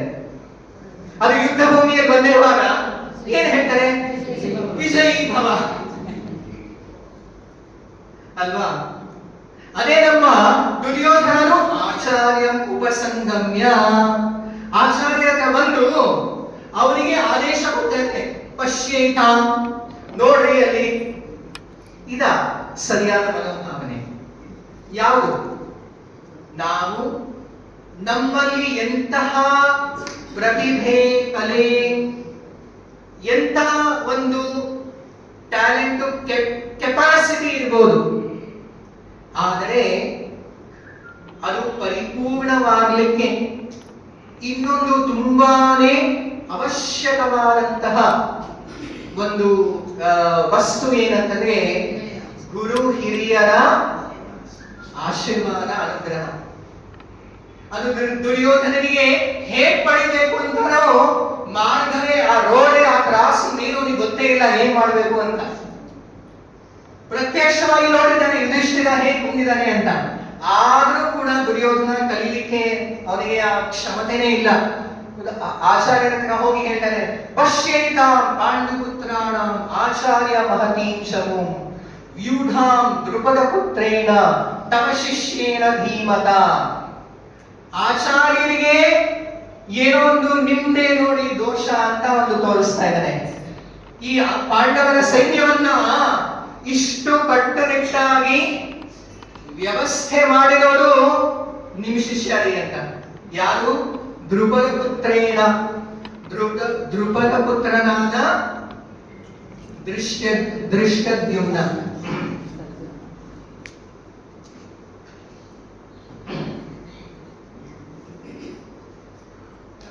ದೃಷ್ಟದ್ಯುಮ್ನ ಹುಟ್ಟಿರುವ ಮುಖ್ಯ ಉದ್ದೇಶವೇ ದ್ರುಪದ ಈ ದ್ರೋಣಾಚಾರ್ಯರನ್ನ ಕೊಲ್ಲಿಕ್ಕೆ ಅಂತ. ಆದರೂ ದ್ರುಪದ ತನ್ನ ಮಕ್ಕಳನ್ನ ವಿದ್ಯಾಭ್ಯಾಸಕ್ಕೆ ಬೆಸ್ಟ್, ಅತ್ಯಂತ ಶ್ರೇಷ್ಠ ಗುರು ಯಾರು? ದ್ರೋಣಾಚಾರ್ಯರು. ಅಲ್ಲಿಗೆ ಕಳಿಸ್ತಾರೆ. ದ್ರೋಣಾಚಾರ್ಯರು ಗೊತ್ತಿತ್ತು ಅವರಿಗೆ ಇವನು ಹುಟ್ಟಿರೋದೇ ನನ್ನನ್ನ ಸಾಯಿಸಲಿಕ್ಕೆ ಅಂತ. ಆದರೂ ನನ್ನ ಕರ್ತವ್ಯ ಏನು? ನಾನು ವಿದ್ಯಾಭ್ಯಾಸ ಹೇಳಿಕೊಡ್ಬೇಕು. ಯಾರಿಗೆ? ಒಬ್ಬ ಯೋಗ್ಯ ವಿದ್ಯಾರ್ಥಿಗೆ ನಾನು ಹೇಳಿಕೊಡ್ಬೇಕು. ನನ್ನ ಕರ್ತವ್ಯವನ್ನ ನಾನು ನಿರ್ವಹಿಸ್ತೇನೆ ಅಂತ ನಿಸ್ಸಂಕೋಚವಾಗಿ ದ್ರುಪದ ಪುತ್ರನಾದ ದೃಷ್ಟದ್ಯುಮ್ನನಿಗೂ ವಿದ್ಯಾಭ್ಯಾಸ ಹೇಳಿಕೊಡ್ತಾನೆ. ಸೊ ಇದು ಒಬ್ಬ ಗುರುವಿನ, ವಿಶೇಷವಾಗಿ ಬ್ರಾಹ್ಮಣ ವರ್ಗದಲ್ಲಿ ಗುರು ಪಾತ್ರವನ್ನ ಹೆಚ್ಚು ಅವರು ನಿರ್ವಹಿಸ್ತಿರೋದ್ರಿಂದ ಅವರ ಲಕ್ಷಣ ಹೀಗಾಗಿತ್ತು. ಉದಾರ ಭಾವದಿಂದ, ಉದಾರ ಮನಸ್ಸಿನಿಂದ ಅವರು ಎಲ್ಲರಿಗೂ ವಿದ್ಯೆಯನ್ನ ಕೊಡ್ತಾ ಇದ್ರು. ಸೊ ಹೀಗಾಗಿ ದುರ್ಯೋಧನ ದ್ರೋಣಾಚಾರ್ಯರಿಗೆ ಹೇಳ್ತಾನೆ, ನೋಡಿ ನೀವು ಅವಾಗ ಮಾಡಿರೋ ತಪ್ಪು ಈಗ ನಿಮ್ಮ ಶಿಷ್ಯನೇ ಬಂದು ಇಲ್ಲಿ ಪಾಂಡವನ ಸೇನಾ ವ್ಯೂಹವನ್ನ ರಚಿಸಿದ್ದಾನೆ. ಹಾಗೂ ನಂತರ ನಮ್ಮ ದುರ್ಯೋಧನ 4ನೇ ಶ್ಲೋಕದಿಂದ 6ನೇ ಶ್ಲೋಕ ತನಕ ಪಾಂಡವರ ಪಕ್ಷದಲ್ಲಿ ಇರುವಂತಹ 16 ಮಹಾಯೋಧರ ಹೆಸರುಗಳನ್ನ ಹೇಳಿ ಅವನ ಒಂದು ಪರಿಗಣನೆಯನ್ನ ಹೇಳ್ತಾನೆ. ಅತ್ರ ಶೂರ ಅಂದರೆ ಮೊದಲು ನಮ್ಮ ದುರ್ಯೋಧನ ವಿರುದ್ಧ ಪಕ್ಷದ ತನ್ನ ಒಂದು ಶತ್ರುವಿನ ಯುದ್ಧದ ಒಂದು ಸೈನ್ಯ ಬಲವನ್ನ ವಿಶ್ಲೇಷಣೆಯನ್ನ ಮಾಡ್ತಾ ಇದ್ದಾನೆ. ಇದು ತುಂಬಾನೇ ಒಂದು ರಾಜಕೀಯ ವಿಚಾರದಲ್ಲಿ ತುಂಬಾನೇ ನಿಪುಣನಾಗಿದ್ದ, ದಕ್ಷನಾಗಿದ್ದ ದುರ್ಯೋಧನ. ಹಾಗಾಗಿ ಮೊದಲು ಶತ್ರು ಪಕ್ಷದ ಸೈನ್ಯ ಬಲವನ್ನ ಅವನು ಪರಿಗಣಿಸ್ತಾನೆ. ಅತ್ರ ಶೂರ ಮಹೇಶ್ವಾಸ ಭೀಮಾಂಜನ ಸಮಾಯುಧಿ ಯುಯುಧಾನೋ ವಿರಾಟಶ್ಚ ದ್ರುಪದಶ್ಚ ಮಹಾರಥಃ ದೃಷ್ಟಕೇತುಶ್ಚೇಕಿತಾನಃ ಕಾಶಿರಾಜಶ್ಚ ವೀರ್ಯವಾನ್ ಪುರುಷಿತ್ ಕುಂತಿಭೋಜಶ್ಚ ಶೈಲ್ಯಶ್ಚ ನರಪುಂಗವಃ ಯುಧಾಮನ್ಯುಶ್ಚ ವಿಕ್ರಾಂತ ಉತ್ತಮೌಜಾಶ್ಚ ವೀರ್ಯವಾನ್ ಸೌಭದ್ರೋ ದ್ರೌಪದೀಯಾಶ್ಚ ಸರ್ವ ಏವ ಮಹಾರಥಾಃ. ಇವೆಲ್ಲರೂ ಮಹಾರಥಿಗಳು ಪಾಂಡವರ ಪಕ್ಷದಲ್ಲಿದ್ದಾರೆ. ನಂತರ 7ನೇ ಶ್ಲೋಕದಿಂದ ದುರ್ಯೋಧನ ಹೇಳ್ತಾನೆ, ಅಸ್ಮಾಕಂತು, ಈಗ ನಮ್ಮ ಪಕ್ಷದಲ್ಲೂ ಅಸ್ಮಾಕಂತು ವಿಶಿಷ್ಟಾಯೇ, ನಮ್ಮ ಪಕ್ಷದಲ್ಲೂ ತುಂಬಾ ದೊಡ್ಡ ಮಹಾರಥಿಗಳಿದ್ದಾರೆ. ಅವರು ಯಾವತ್ತು ಯುದ್ಧದಲ್ಲಿ ಸೋತೆ ಇಲ್ಲ. ಅನ್ಯೇಚ ಯಾರ್ಯಾರು? ಭವಾನ್ ಭೀಷ್ಮಶ್ಚ ಕರ್ಣಶ್ಚ ಕೃಪಶ್ಚ ಸಮಿತಿಂಚಯಃ ಅಶ್ವತ್ಥಾಮಾದಿಕರ್ಣಶ್ಚ ಸೌಮದತ್ತಿಸ್ತಥೈವ ಚ. ತನ್ನ ಪಕ್ಷದಲ್ಲೂ 7 ಮಹಾರಥಿಗಳ ನಾಮಗಳನ್ನ ದುರ್ಯೋಧನ ಹೇಳಿ ಕೊನೆಯಲ್ಲಿ ನಮ್ಮ ದುರ್ಯೋಧನ ತನ್ನ ಒಂದು ಕನ್ಕ್ಲೂಷನ್, ಕೊನೆಯ ಒಂದು ಮಾತನ್ನ ಹೇಳ್ತಾನೆ ದುರ್ಯೋಧನ. ಅಪರ್ಯಾಪ್ತಂ ತದಸ್ಮಾಕಂ ಬಲಂ ಭೀಷ್ಮಾಭಿರಕ್ಷಿತಂ ಪರ್ಯಾಪ್ತಂ ತ್ವಿದಮೇತೇಷಾಂ ಬಲಂ ಭೀಮಾಭಿರಕ್ಷಿತಂ. ದುರ್ಯೋಧನ ಸೇನಾವಲೋಕನ ಮಾಡಿದ ನಂತರ ಕೊನೆಯಲ್ಲಿ ತನ್ನ ಒಂದು ಮಾತನ್ನ ಹೇಳಿದ್ದು, ಕನ್ಕ್ಲೂಷನ್ ಅನ್ನ ಹೇಳಿದ್ದು, ಅಪರ್ಯಾಪ್ತಂ ತದ್ ಅಸ್ಮಾಕಂ, ನಮ್ಮ ಸೈನ್ಯ ಬಲ ತುಂಬಾನೇ ಬಲಿಷ್ಠವಾಗಿದೆ. ಪರ್ಯಾಪ್ತಂ ತ್ರಿದಮೇತೇಷಾಂ ಬಲಂ ಭೀಮಾಭಿರಕ್ಷಿತಂ. ಅದೇ ಪಾಂಡವರ ಪಕ್ಷ ನಮ್ಮ ಹೋಲಿಕೆಗೆ ತುಂಬಾನೇ ಪರ್ಯಾಪ್ತವಾಗಿದೆ, ಚಿಕ್ಕದಾಗಿದೆ. ಹಾಗಾಗಿ ಈ ಯುದ್ಧದಲ್ಲಿ ನಾವೇ ಗೆಲ್ತೀವಿ ಅಂತ ದುರ್ಯೋಧನನ ಲೆಕ್ಕಾಚಾರ. ಈ ಲೆಕ್ಕಾಚಾರದಲ್ಲಿ ತುಂಬಾ ಚೆನ್ನಾಗಿ ನಮ್ಮ ದುರ್ಯೋಧನ ಶತ್ರು ಪಕ್ಷವನ್ನ ಮೊದಲು ಪರಿಗಣಿಸಿ ಅವರಲ್ಲಿರುವಂತಹ ಸೈನ್ಯ ಬಲ, ಅವರಲ್ಲಿ ಇರುವಂತಹ ಮಹಾರಥಿಗಳು ಎಲ್ಲರನ್ನ ಪರಿಶೀಲಿಸಿ ನಂತರ ತನ್ನ ಸೈನ್ಯದಲ್ಲಿರುವಂತಹ ಮಹಾರಥಿಗಳನ್ನ, ಯೋಧರನ್ನ ಎಲ್ಲ ಪರಿಶೀಲಿಸಿ ಕೊನೆಯಲ್ಲಿ ತನ್ನ ಒಂದು ಮಾತನ್ನ ಹೇಳ್ತಾ ಇದ್ದಾರೆ ಅಲ್ವಾ. ತುಂಬಾನೇ ಜಾಣ, ತುಂಬಾನೇ ನಿಪುಣ ನಮ್ಮ ದುರ್ಯೋಧನ. ಆದರೆ ಇವನು ಮಾಡಿರುವಂತಹ ಮಹಾಮೂರ್ಖತೆ ಏನು ಗೊತ್ತಾ? ಆ ಯುದ್ಧದಲ್ಲಿ ಇರುವಂತಹ ಎಲ್ಲಾ ಒಂದು ಫ್ಯಾಕ್ಟರ್ಸ್ ಅಥವಾ ಎಲ್ಲಾ ಒಂದು ವಿಚಾರಗಳನ್ನ ಪರಿಗಣಿಸಿದ್ದಾನೆ. ಆದರೆ ಅತ್ಯಂತ ಮಹತ್ವಪೂರ್ಣವಾದಂತಹ ತನ್ನ ಲೆಕ್ಕಾಚಾರದಲ್ಲಿ ಮೋಸ್ಟ್ ಇಂಪಾರ್ಟೆಂಟ್ ಏನ್ ಹಾಕ್ಬೇಕಿತ್ತೋ ಅವನು ಪರಿಗಣಿಸಲೇ ಇಲ್ಲ. ಯಾರು, ಏನು? ಕೃಷ್ಣನ ಅಲ್ಲ. ಅವನು ಯುದ್ಧಕ್ಕಿಂತ ಮುಂಚೆನೆ ಹೇಳಿದ್ದ, ನಾನು ಯುದ್ಧನೇ ಮಾಡಲ್ಲ, ಎಲ್ಲ ನಮ್ಮ ಸಂಬಂಧಿಕರಲ್ಲಿ ಯುದ್ಧ ಆಗ್ತಾ ಇದೆ, ನಾನು ಸುಮ್ಮನೆ ಸಾರಥಿಯಾಗಿ ಕೂತ್ಕೊಂಡಿದ್ದೀನಿ ಅಂತ. ಯಾರು ಏನು ಮಾಡದೇ ಇರುವಂತಹ ನಮ್ಮ ಕೃಷ್ಣನೇ ವಾಸ್ತವವಾಗಿ ಎಲ್ಲವನ್ನೂ ಮಾಡಿಸ್ತಾ ಇದ್ದರು.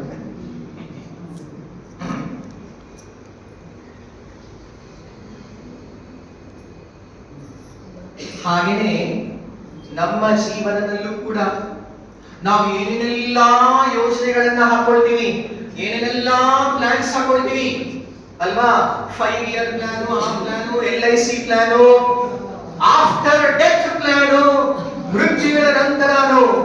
ಆ ಅಡ್ವರ್ಟೈಸ್ಮೆಂಟ್ ಅಲ್ಲಿ ಹೇಳ್ತಾರಲ್ಲ, ಮೃತ್ಯುವಿನ ನಂತರನು LIC ನೋ ಅದು ಏನೋ ಇದು ಇನ್ಶೂರೆನ್ಸ್, ಎಲ್ಲಾದರ ಯೋಜನೆ ಹಾಕೊಳ್ತೀವಿ. ಆ ಲೆಕ್ಕಾಚಾರದಲ್ಲಿ ಎಲ್ಲವನ್ನು ಪರಿಗಣಿಸ್ತೀವಿ. ಹೀಗೆ ಆಗಿದೆ, ಹೀಗಾಗ್ಬೋದು, ಕೊನೆಯಲ್ಲಿ ಹೀಗಾಗುತ್ತೆ ಅಂತ. ಅದಾಗುತ್ತೋ ಆಗಲ್ವೋ ಅದೆಲ್ಲರೂ ಕೂಡ ಮೋಸ್ಟ್ ಇಂಪಾರ್ಟೆಂಟ್ ಫ್ಯಾಕ್ಟರ್ ಬಿಟ್ಬಿಡ್ತೀವಿ ನಾವು. ಸೊ ನಾವು ನಮ್ಮ ಮನೋಭಾವನೆಯು, ನಮ್ಮ ಲೆಕ್ಕಾಚಾರ ಹೇಗಿದೆ? ದುರ್ಯೋಧನನ ಲೆಕ್ಕಾಚಾರನೇ ಅಲ್ವಾ?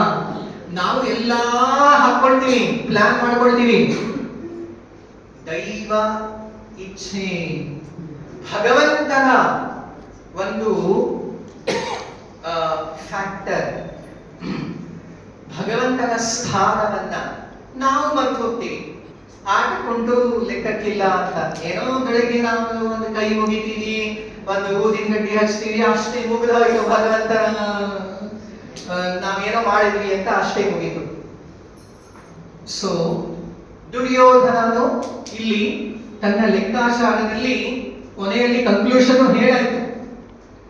ಆದರೆ ಆಚಾರ್ಯರು ಹೇಳಿದ್ದಾರೆ, ನಾವು ಕೂಡ ದುರ್ಯೋಧನನ ತರ ಭಗವಂತನನ್ನ ಬಿಟ್ಟು ನಾವು ಏನೇ ಮಾಡಿದ್ರು ಭಗವದ್ ಭಕ್ತಿಹೀನಸ್ಯ ಎಲ್ಲವೂ ನಿಷ್ಫಲವಾಗತ್ತೆ, ಎಲ್ಲವೂ ಕೂಡ ಪರಾಸ್ತವಾಗತ್ತೆ. ಮುಂದೆ ಭಗವದ್ಗೀತೆಯ 3ನೇ ವಿಭಾಗದಲ್ಲಿ ಧೃತರಾಷ್ಟ್ರನ ಪ್ರಶ್ನೆ ಆಯಿತು, ದುರ್ಯೋಧನನ ಸೇನಾವಲೋಕನ ಆಯಿತು, ಹಾಗೂ ಭಗವದ್ಗೀತೆಯ ಪ್ರಥಮ ಅಧ್ಯಾಯದ 12ನೇ ಶ್ಲೋಕದಿಂದ 19ನೇ ಶ್ಲೋಕದ 3ನೇ ವಿಭಾಗ ಅಂತ ಹೇಳ್ಬೋದು.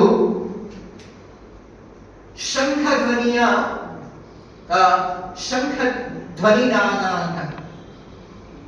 ತಸ್ಯ ಸಂಚಲಯನ್ ಹಕ್ಷಂ ಗುರುವೃದ್ಧ ಪಿತಾಮಹಃ ಸಿಂಹನಾದಂ ವಿನದ್ಯೋಚ್ಚೈಃ ಶಂಖಂ ದಗ್ಮೌ ಪ್ರತಾಪವಾನ್. ಯುದ್ಧದ ಪ್ರಾರಂಭವನ್ನ ಘೋಷಣೆ ಮಾಡಲಿಕ್ಕೆ ಶಂಖವನ್ನ ಊದ್ತಾ ಇದ್ರು. ಸೊ ಶಂಖವನ್ನ ಮೊದಲು ಪ್ರಥಮವಾಗಿ ಶಂಖ ಧ್ವನಿಯನ್ನ ಊದಿದ್ಯಾರು? ಭೀಷ್ಮಾಚಾರ್ಯರು. ಆ ಯುದ್ಧ ಭೂಮಿಯಲ್ಲಿ ಇರುವಂತಹ ಸಮಸ್ತರಲ್ಲಿ ಎಲ್ಲರಿಗೂ ವಯೋವೃದ್ಧರಾದಂತಹ, ಪೂಜಾ ಅರ್ಹರಾದಂತಹ ಭೀಷ್ಮಾಚಾರ್ಯರು. ಭೀಷ್ಮಾಚಾರ್ಯರು ತುಂಬಾ ಪ್ರತಾಪಿಯಾದಂತಹ ತಮ್ಮ ಶಂಖವನ್ನ ಊದ್ತಾರೆ. ಅದಾದ ನಂತರ ತತಃ ಶಂಖಾಶ್ಚ ಭೇರ್ಯಶ್ಚ ಪಣವಾನಕ ಗೋಮುಖಾಃ ಸಹಸೈವಾಭ್ಯಹನ್ಯಂತ ಸಶಬ್ದಸ್ತು ಮುಲೋಭವತ್. ಕೌರವರ ಪಕ್ಷದ ಕಡೆ ಎಲ್ಲರೂ ತಮ್ಮ ತಮ್ಮ ಶಂಖವನ್ನ ಊದ್ತಾರೆ. ಆ ನಂತರ ತತಃ ಶ್ವೇತೈಃ ಯುಕ್ತೆ ಮಹತಿ ಸ್ಯಂದನೆ ಸ್ಥಿತೌ ಮಾಧವ ಪಾಂಡವಶ್ಚೈವ ದಿವ್ಯೌ ಶಂಖೌ ಪ್ರದದ್ಮತುಃ. ಕೌರವರ ಶಂಖಧ್ವನಿ ಆದ ನಂತರ ಪಾಂಡವರ ಪಕ್ಷದಲ್ಲಿ ಶ್ವೇತೇ ಹಯೇ ಅಥವಾ ಹಯ ಅಂತಂದ್ರೆ ಕುದುರೆ, ಅಶ್ವ. ಶ್ವೇತ ಅಶ್ವಗಳ ರಥಾರೂಢರಾದಂತಹ ನಮ್ಮ ಮಾಧವ, ಕೃಷ್ಣ ಮತ್ತೆ ಪಾಂಡವ, ಅರ್ಜುನ ತಮ್ಮ ಶಂಖಗಳನ್ನ ಊದ್ತಾರೆ. ಇದರಲ್ಲಿ ತುಂಬಾ ವಿಶೇಷವಾಗಿ ಏನ್ ಹೇಳಲಾಗಿದೆ ಅಂತಂದ್ರೆ, ನಮ್ಮ ಕೌರವರ ಪಕ್ಷದಲ್ಲಿ ಭೀಷ್ಮರ ಒಂದು ಶಂಖ ಇಲ್ಲ, ಪ್ರತಾಪವಾದ ಹೇಳಲಾಗಿದೆ. ಆದರೆ ಮಾಧವ ಪಾಂಡವಶ್ಚೈವ ದಿವ್ಯೌ ಶಂಖೌ ಪ್ರದದ್ಮತುಃ. ಕೃಷ್ಣ ಮತ್ತೆ ಅರ್ಜುನನ ಶಂಖ ಎಂತದ್ದು ಗೊತ್ತಾ? ದಿವ್ಯವಾದ ಶಂಖ, ದಿವ್ಯವಾದ ಶಂಖ. ಅದರ ಹೆಸರು ಹೇಳಲಾಗಿದೆ ಏನು? ಪಾಂಚಜನ್ಯಂ ವಿಷೀನೇಶೋ ದೇವದತ್ತಂ ಧನಂಜಯಃ ಪೌಂಡ್ರಂ ದದ್ಮೌ ಮಹಾಶಂಖಂ ಭೀಮಕರ್ಮಾವೃಕೋದರಃ. ಅನಂತ ವಿಜಯಂ ರಾಜ ಕುಂತಿಪುತ್ರೋ ಯುಧಿಷ್ಠಿರಃ ನಕುಲಃ ಸಹದೇವಶ್ಚ ಸುಘೋಷಮಣಿ ಪುಷ್ಪಕೌ. ಕೃಷ್ಣನ ಶಂಖದ ಹೆಸರೇನು? ಪಾಂಚಜನ್ಯ. ಅದೇ ತರಹ ಅರ್ಜುನನ ಶಂಖದ ಹೆಸರೇನು? ದೇವದತ್ತ. ಹಾಗೂ ಯುಧಿಷ್ಠಿರನ ಶಂಖದ ಹೆಸರು ಅನಂತ ವಿಜಯ. ಭೀಮನ ಶಂಖದ ಹೆಸರು ಪೌಂಡ್ರ.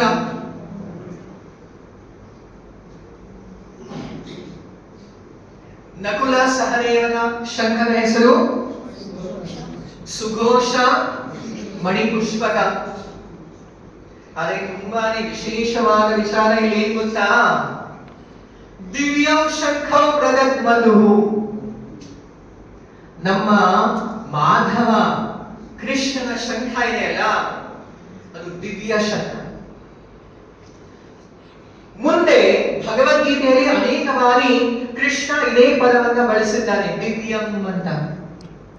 4ನೇ ಅಧ್ಯಾಯದ 9ನೇ ಶ್ಲೋಕದಲ್ಲಿ ಕೃಷ್ಣ ಹೇಳಿದ್ದಾನೆ, ಜನ್ಮ ಕರ್ಮ ಚ ಮೇ ದಿವ್ಯಂ ಏವಂ ಯೋ ವೇತ್ತಿ ತತ್ವತಃ.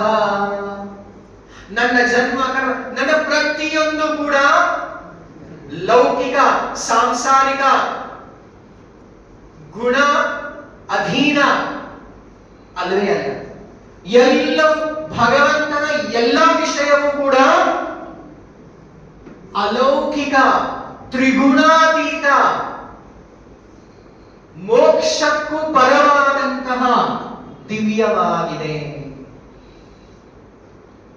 ಅದು ಕೇವಲ ಕೃಷ್ಣ ಅಷ್ಟೇ ಅಲ್ಲ,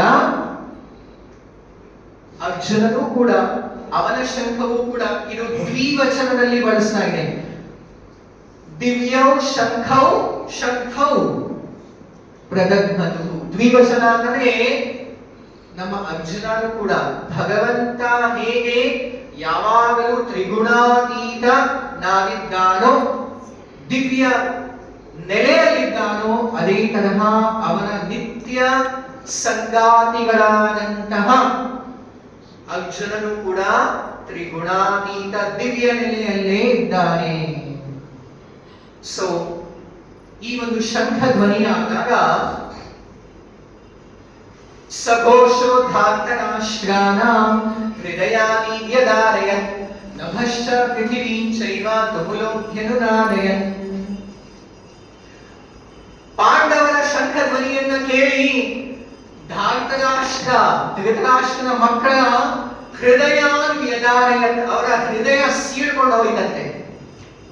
ನೋಡಿ, ನಮ್ಮ ಪಾಂಡವರ ಪಕ್ಷದಲ್ಲಿ ಅವರ ಸೈನ್ಯ ಬಲನೂ ತುಂಬಾ ಚಿಕ್ಕದಾಗಿದೆ. ಆಲ್ಮೋಸ್ಟ್ 50% ಅಂತ ಹೇಳ್ಬೋದು ಕೌರವರ ಸೈನ್ಯಕ್ಕೆ ಹೋಲಿಸಿದ್ರೆ. ಅವರಲ್ಲಿ ಅನೇಕ ಭೀಷ್ಮ, ದ್ರೋಣ, ಕರ್ಣ ಅಂತ ಮಹಾಯೋಧರು ಇಲ್ಲ. ಆದರೂ ಕೂಡ ಅವರು ಶಂಖ ಧ್ವನಿ ಉದ್ದಾಗ ಅವರ ಕಾನ್ಫಿಡೆನ್ಸ್, ಅವರ ಒಂದು ಅವರ ಮನೋಬಲ ಹೇಗಿತ್ತು ಅಂದರೆ ಧೃತರಾಷ್ಟ್ರನ ಮಕ್ಕಳ ಹೃದಯ ಸೀಳ್ಕೊಂಡು ಹೋಯ್ತಂತೆ. ಅಂತ ಕಾನ್ಫಿಡೆನ್ಸ್ ಹೇಗ್ ಬರುತ್ತೆ? ಇದಕ್ಕೆ ನಿರ್ಭಯತ್ವ ಅಂತ ಹೇಳಲಾಗಿದೆ. ನೀವು 11 ಅಕ್ಷೋಹಿಣಿ ಯಾಕ್ರಿ? ಇಡೀ ಜಗತ್ತಲ್ಲಿ ಸಮಸ್ತ ದೇವತೆ ಎಲ್ಲರನ್ನೂ ಕರ್ಕೊಂಬನ್ನಿ. ಪಾಂಡವರು ನಿರ್ಭಯವಾಗಿರ್ತಾರೆ. ಅವರಿಗೆ 7 ಅಕ್ಷೋಹಿಣಿನೂ ಬೇಡ, ಏನು ಬೇಡ. ಯಾಕೆ? ಜಯಸ್ತು ಪಾಂಡು ಪುತ್ರಾಣ ಯೇಷಾಂ ಪಕ್ಷೇ ಜನಾರ್ದನಃ. ನಮ್ಮ ದುರ್ಯೋಧನನ ಆಚಾರ್ಯ ಉಪಸಂಗಮಯ ಅಂತ ಹೇಳಿದಲ್ಲ, ಅವನು ಹೇಗೆ ಅಪ್ರೋಚ್ ಮಾಡಿದ್ದು ಅಂತ ನೋಡಿ. ದ್ವಾರಕೆಗೂ ಹೋದಾಗ ದುರ್ಯೋಧನ ಕೃಷ್ಣನನ್ನು ಅಪ್ರೋಚ್ ಮಾಡಿದ್ದು ಹೇಗೆ? ತಲೆ ದಿಂಬ ಹತ್ರ ಕೂತ್ಕೊಂಡು. ಅರ್ಜುನ ಹೋಗಿ ಉಪಸಂಗಮ್ಯ ಹೇಗೆ ಮಾಡಿದ್ದು? ಪಾದದ ಹತ್ರ. ಸೊ ನೋಡಿ, ನಮ್ಮ ಪಕ್ಷದಲ್ಲಿ ನಾವು ಭಗವಂತನನ್ನ ಸೇರಿಸ್ಕೊಂಡ್ರೆ ನಾವು ಯಾವತ್ತು ಯಾವ ಸನ್ನಿವೇಶದಲ್ಲೂ ಎಂತಹ ಪರಿಸ್ಥಿತಿಯಲ್ಲೂ ನಾವು ನಿರ್ಭಯವಾಗಿ ಇರ್ಬೋದು.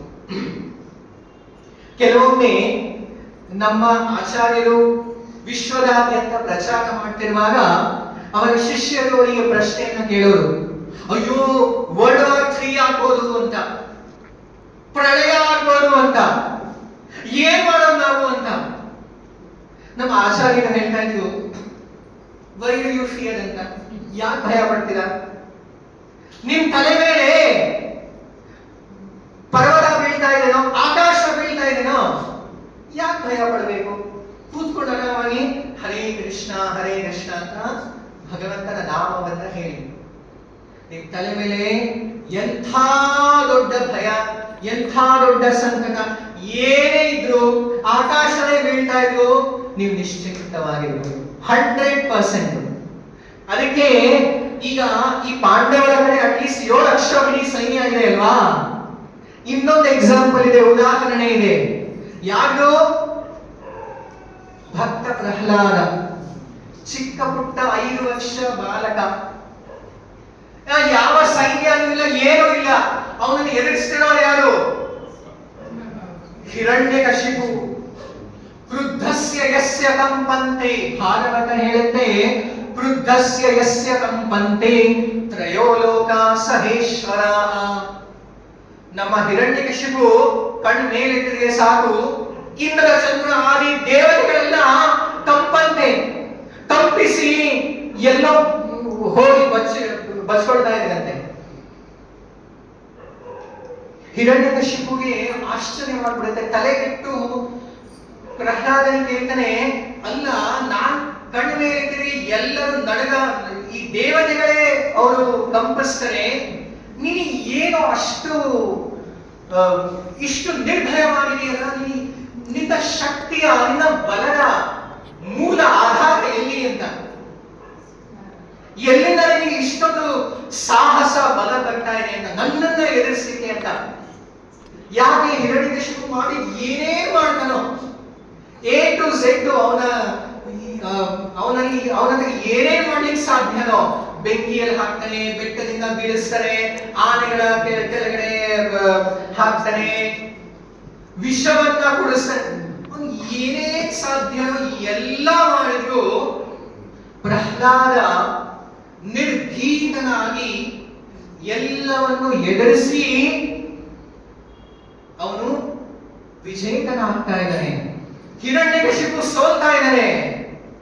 ಅವನಿಗೆ ತಲೆಗೆಟ್ಟು ಅವನಿಗೆ ಪ್ರಶ್ನೆಯನ್ನ ಪ್ರಹ್ಲಾದನಿಗೆ ಕೊನೆಯಲ್ಲಿ ಕೇಳ್ತಾನೆ, ನಿನ್ನ ಈ ಬಲದ ಆಧಾರ ಏನು ಅಂತ ನನಗೆ ಅರ್ಥ ಆಗ್ತಿಲ್ವಲ್ಲ ಅಂತ. ಅದಕ್ಕೆ ಪ್ರಹ್ಲಾದ ಉತ್ತರ ಏನ್ ಕೊಡ್ತಾನೆ ಗೊತ್ತಾ? ನಮೇ ಕೇವಲ ನನ್ನ ಬಲದ ಆಧಾರ ಅಷ್ಟೇ ಅಲ್ಲ, ಜಗತ್ತಿನ ಎಲ್ಲರ ಬಲದ ಮೂಲ ಆಧಾರ, ನಿನ್ನ ಬಲದ ಆಧಾರನು ಅವನೇ ನನ್ನನ್ನ ಕಾಪಾಡ್ತಾ ಇದ್ದಾನೆ. ಯಾರು? ನಾರಾಯಣ ಶ್ರೀಹರಿ. ಅದನ್ನ ಕೇಳಿ ಹಿರಣ್ಯಕಶಿಪು ನನ್ನ ಶತ್ರುನ, ನನ್ನ ಬಲದ ಆಧಾರನ ಅಂತ ಇನ್ನು ಕೊನೆಯಲ್ಲಿ ಅಷ್ಟೆಲ್ಲ ಹೇಳ್ತಾ ಇದೆಯಲ್ಲ, ನಿನ್ನ ಹರಿ ಕಂಬದಲ್ಲಿದ್ದಾನ. ಆಗ ಈ ಸನ್ನಿವೇಶ ಬರುತ್ತೆ. ಇದರ ಅರ್ಥ ಏನು ನೋಡಿ, ನಾವು ಪ್ರಾಮಾಣಿಕವಾಗಿ ಭಗವಂತನಿಗೆ ಸ್ವಲ್ಪವೂ ಭಗವಂತನಲ್ಲಿ ಅವಲಂಬಿಸಿದರೆ, ಭಗವಂತನಿಗೆ ಶರಣಾಗತಿಯಾದರೆ, ನಾವು ಜಗತ್ತಿನಲ್ಲಿ ಯಾವತ್ತೂ ಯಾವ ಕಾರಣಕ್ಕೂ ಯಾವ ಸನ್ನಿವೇಶದಲ್ಲೂ ನಾವು ಭಯ ಪಡಬೇಕಾಗಿಲ್ಲ. ಭಗವಂತ ಇದ್ದಾನೆ. ಭಕ್ತನ ಒಂದು ಮನೋಭಾವ ಏನಂತಂದ್ರೆ, ಭಗವಂತ ನನ್ನನ್ನ ಕಾಪಾಡಲೇಬೇಕು ಅಂತಾನೂ ಇಲ್ಲ, ನನಗೆ ಕಾಪಾಡಿದ್ರೆ ಸರಿ, ಬಿಟ್ರು ಸರಿ. ನಾನು ಅವನ ಶರಣಾಗತ ಭಕ್ತ. ಇದನ್ನ ಶ್ರೀ ಚೈತನ್ಯ ಮಹಾಪ್ರಭು ಹೇಳ್ಕೊಟ್ಟಿದ್ದಾರೆ. ಆಶ್ಲಿಷ್ಯವಾಪಾಗರತಾಂ ವಿನಷ್ಟು ಮಾಂ ಅದಕ್ಷಣಾನ್ ಮರ್ಮಹತಾಂ ಕರೋತು ಮಾಂ ಯಥಾ ತಥಾ ವಾ ವಿದಧಾತು ಲಂಪಟೋ ಮತ್ಪ್ರಾಣನಾಥಸ್ತು ಸ ಏವ ನ ಪರಃ. ಕೃಷ್ಣ, ನೀನ್ ನನಗೆ ತಪ್ಕೊಂಡ್ರು ಸರಿ, ನಿನ್ನನ್ನ ತಿರಸ್ಕರಿಸಿದ್ರು ಸರಿ, ನಾನು ನಿನ್ನನ್ನ ಹೀಗೆ ಮಾಡು ಹಾಗೆ ಮಾಡು ಅಂತ ಹೇಳಲಿಕ್ಕಾಗಲ್ಲ. ನೀನು ಸ್ವತಂತ್ರ ಸಾಕ್ಷಾತ್ ಪರಮೇಶ್ವರ, ಪರಮಾತ್ಮ, ಭಗವಂತ ನೀನು. ನಾನು ಬಟ್ ಅನ್ಕಂಡೀಷನಲಿ, ಯಾವ ಕಂಡೀಷನ್ ಇಲ್ಲ ಆಗಲಿ, ನಾನು ನಿನ್ನ ಶರಣಾಗತ ಭಕ್ತ. ಇದು ಮಾತ್ರ ನನ್ನ ಕಡೆಯಿಂದ 100%, ಅದರಲ್ಲಿ ಯಾವ ಸಂಶಯ ಇಲ್ಲ, ಸಂಕೋಚ ಇಲ್ಲ. ಇದು ಅನನ್ಯ ಭಕ್ತಿ. ಅದರಲ್ಲಿ ಮುಂದೆ ಏನೋ ಭಗವದ್ಗೀತೆಯಲ್ಲಿ ಕೃಷ್ಣ ಹೇಳಿದ್ದಾನೆ, ಜಯ ಅಥವಾ ಸೋಲು, ಪರಾಜಯ ಎಲ್ಲವೂ ಸಮಾನ, ಅದರಲ್ಲಿ ಯಾವ ಒಂದು ಭೇದ ಇಲ್ಲ. ಪಾಂಡವರು ವಿಜೇತನಾದರು, ಪ್ರಹ್ಲಾದ ವಿಜೇತನಾದ. ಕೆಲವೊಮ್ಮೆ ಭಕ್ತರು ಪರಾಜಯವನ್ನು ಅವರು ನೋಡ್ಬೇಕಾಗತ್ತೆ. ಉದಾಹರಣೆ, ಜಟಾಯು ರಾವಣನ ಜೊತೆ ಯುದ್ಧ ಮಾಡುವಾಗ ಸೋತ್ ಹೋದಲ್ವಾ, ಆದರೂ ಪರಮ ವಿಜಯವನ್ನ ಪಡೆದ. ಭಗವಂತನ ಪರಮ ಧಾಮಕ್ಕೆ ಸೇರದ ಯಾವ ಒಂದು ಪ್ರಾಪ್ತಿ ಯೋಗಿಗಳು ಸಹಸ್ರಾರು ಜನ್ಮಗಳಲ್ಲಿ ಅಸಾಧ್ಯವೋ ಅದು ಜಟಾಯುಗೆ ತತ್ಕ್ಷಣವೇ ಪ್ರಾಪ್ತವಾಯಿತು. ಸೊ ಭಕ್ತಿಯಲ್ಲಿ ಆ ಭಕ್ತಿ ಸೇವೆನೇ ಮುಖ್ಯ. ಪಾಂಡವರಿಗೂ ನಾವು ಗೆದ್ದಿವಿ ಅಂತ ಅಲ್ಲ, ನಮ್ಮ ಕಡೆ ಕೃಷ್ಣ ಇದ್ದಾರೆ ಅಷ್ಟೇ ಸಾಕು, ನಮಗೆ ಇನ್ನೇನು ಬೇಡ. ಜಯ ಅಪಜಯ ಅವೆಲ್ಲ ಅವನಿಗೆ ಬಿಟ್ಟಿದ್ದು. ಸೊ ಇದು ಪಾಂಡವರ ಮನೋಬಲದ ಸೀಕ್ರೆಟ್, ರಹಸ್ಯ ಏನು? ಅವ್ರು ಶಂಖಧ್ವನಿ ಯುಕ್ತ ಇದ್ದಾರೆ, ಕೌರವರು ಮುದ್ದಾಗ ಏನೂ ಆಗಲಿಲ್ಲ. ಅದೇ ನಮ್ಮ ಪಾಂಡವರು ಶಂಖಧ್ವನಿಯನ್ನ ಮಾಡಿದಾಗ ಧಾರ್ತರಾಷ್ಟ್ರಾನ ಹೃದಯಾನಿ ವ್ಯದಾರಯತ್. ಸೊ ಇದು ಆಚಾರ್ಯರು ವ್ಯಾಖ್ಯಾನ ಮಾಡಿದ್ದಾರೆ. ಪಾಂಡವರ ಮನೋಬಲಕ್ಕೆ ಮೂಲ ಆಧಾರ ಅವರು ಕೃಷ್ಣನಿಗೆ ಶರಣಾಗತರಾಗಿದ್ದಾರೆ. ಅದೇ ತರಹ ನಾವು ಕೂಡ ಭಗವಂತನಿಗೆ ಪ್ರಾಮಾಣಿಕವಾಗಿ ಶರಣಾಗತರಾಗಿದ್ದರೆ ನಾವು ಯಾವಾಗಲೂ ನಿರ್ಭೀತನಾಗಿ ಇರಬಹುದು. ಸೊ ಇದು ಭಗವದ್ಗೀತೆಯ ಪ್ರಥಮ ಅಧ್ಯಾಯದ ಮೊದಲನೇ 3 ಭಾಗಗಳ ಒಂದು ಸಂಕ್ಷಿಪ್ತ ಪರಿಚಯ, ಸಾರಾಂಶ. ಇದನ್ನ ನಾವು ಮತ್ತೆ ನಾಳೆ ಮುಂದುವರಿಸೋಣ. ನಾಳೆ ಪ್ರಥಮ ಅಧ್ಯಾಯವನ್ನ ನಾವು ಸಂಪೂರ್ಣ ಇದರ ಸಾರಾಂಶವನ್ನ ಕೇಳಿ ಸಾಧ್ಯವಾದರೆ ದ್ವಿತೀಯ ಅಧ್ಯಾಯವನ್ನು ಪ್ರಾರಂಭ ಮಾಡೋಣ. ಈಗ ಇವತ್ತಿನ ವಿಷಯದ ಬಗ್ಗೆ ಯಾರಿಗಾದ್ರೂ ಯಾವುದೇ ಪ್ರಶ್ನೆ, ಸಂಶಯ ಅಥವಾ ಆಧ್ಯಾತ್ಮಿಕ ವಿಷಯದ ಬಗ್ಗೆ ಯಾವುದೇ ಒಂದು ಪ್ರಶ್ನೆ ಇದ್ರೆ ಕೆಲವೊಂದು ನಿಮಿಷ ಈಗ ಕೇಳಬೇಕು.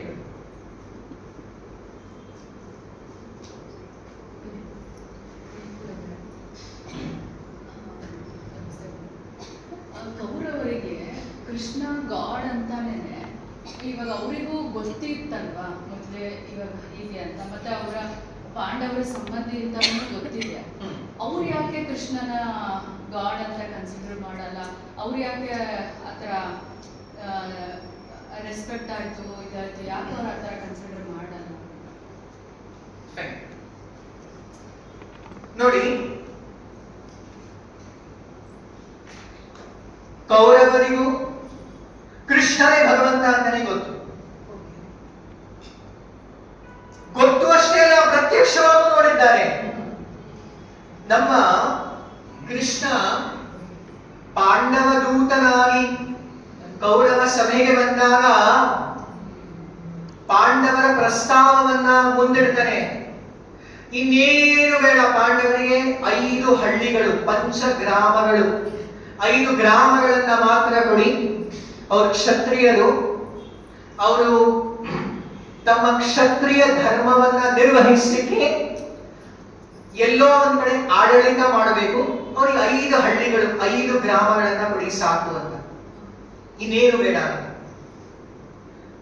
ಆಗ್ಲೂ ಕೂಡ ಅದಕ್ಕಿಂತ ಹಿಂದೆನೂ ಕೂಡ ಮಹಾಭಾರತದಲ್ಲಿ ತುಂಬಾ ಬರುತ್ತೆ. ಇಡೀ ತ್ರಿಲೋಕಗಳಿಂದ ಎಲ್ಲಾ ಋಷಿ ಮುನಿಗಳು ಬಂದು ಹೇಳ್ತಾರೆ. ದುರ್ಯೋಧನಿಗೆ ಹೇಳ್ತಾರೆ, ಧೃತರಾಷ್ಟ್ರನಿಗೆ ಹೇಳ್ತಾರೆ, ಯಾರ ಮಾತು ಕೇಳಲ್ಲ.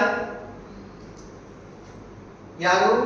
ನಮ್ಮ ಕೆಲವೊಮ್ಮೆ ಧೃತರಾಷ್ಟ್ರ ಹೌದು ಸರಿ ಅಂತ ಇನ್ನೇನು ಸ್ವಲ್ಪ ಆ ಕಡೆ ಹೋಗ್ತಿರೋ ಅಷ್ಟರಲ್ಲಿ ದುರ್ಯೋಧನ ಮತ್ತೆ ಈ ಕಡೆ ಹೇಳ್ಕೊಳ್ತಾನೆ. ಸೊ ವೇದವ್ಯಾಸರು ಬಂದು ಹೇಳ್ತಾರೆ ಬಿಟ್ಟು ಬಿಡುವಂತ. ಅವರ ಧೃತರಾಷ್ಟ್ರನ ತಮ್ಮರು, ದುರ್ಯೋಧನನ ಚಿಕ್ಕಪ್ಪ ಯಾರು? ವಿದುರ ಹೇಳ್ತಾನೆ. ವಿದುರ ಅಂತೂ ತುಂಬಾ ಸ್ಟ್ರೇಟ್ ಫಾರ್ವರ್ಡ್, ಡೈರೆಕ್ಟ್ ಆಗಿ ಹೇಳ್ತಾನೆ ಧೃತರಾಷ್ಟ್ರನಿಗೆ, ಇವನು ಕುಲಾಂಗಾರ ಅಂತ. ಇಡೀ ಕುಲವನ್ನ ಸುಟ್ಟು ಬೂದಿ ಮಾಡಿ ಹಾಕ್ತಾನೆ. ಇವನು ಅತ್ಯಂತ ಇವನು ದುರ್ಯೋಧನನ್ನ ಈಗಲೇ ಹೇಗೆ ರೋಗ ಬಂದ್ರೆ ಅದನ್ನ ಸರ್ಜರಿ ಮಾಡಿ ಕಿತ್ ಹಾಕ್ತೇವೋ ಆಗ ಈ ದುರ್ಯೋಧನನ್ನ ಕಿತ್ ಹಾಕ್ಬಿಡು ಅಂತ ಧೃತರಾಷ್ಟ್ರನಿಗೆ ಹೇಳ್ತಾನೆ. ಅದನ್ನ ಕೇಳಿ ಇನ್ನೂ ಅಷ್ಟು ದುರ್ಯೋಧನಿಗೆ ಕೋಪ. ಹಾಗಾಗಿ ವಿದುರ ಯುದ್ಧದಲ್ಲಿ ಭಾಗವಹಿಸಲಿಲ್ಲ. ದುರ್ಯೋಧನ ತನ್ನ ಚಿಕ್ಕಪ್ಪನಾದ ವಿದುರನಿಗೆ ಅವಮಾನ ಮಾಡಿದ್ದಕ್ಕೆ ವಿದುರ ಅರಮನೆ ಬಿಟ್ಟು ವನವಾಸಕ್ಕೆ ಹೊರಟೋಗ್ತಾರೆ, ವನಭ್ರಮಣಕ್ಕೆ. ಯಾರ ಮಾತು ಕೇಳಲ್ಲ. ಕೊನೆಯಲ್ಲಿ ಸಾಕ್ಷಾತ್ ಭಗವಂತ ಕೃಷ್ಣನೇ ದೂತನಾಗಿ ಪಾಂಡವರ ಸಂದೇಶವನ್ನ ತಗೊಂಡ್ಬರ್ತಾನೆ. 5 ಹಳ್ಳಿ ಸಾಕು ಅಂತ. ಅದಕ್ಕೆ ಉತ್ತರ ಏನ್ ಕೊಟ್ಟಿದ್ದು ಗೊತ್ತಾ?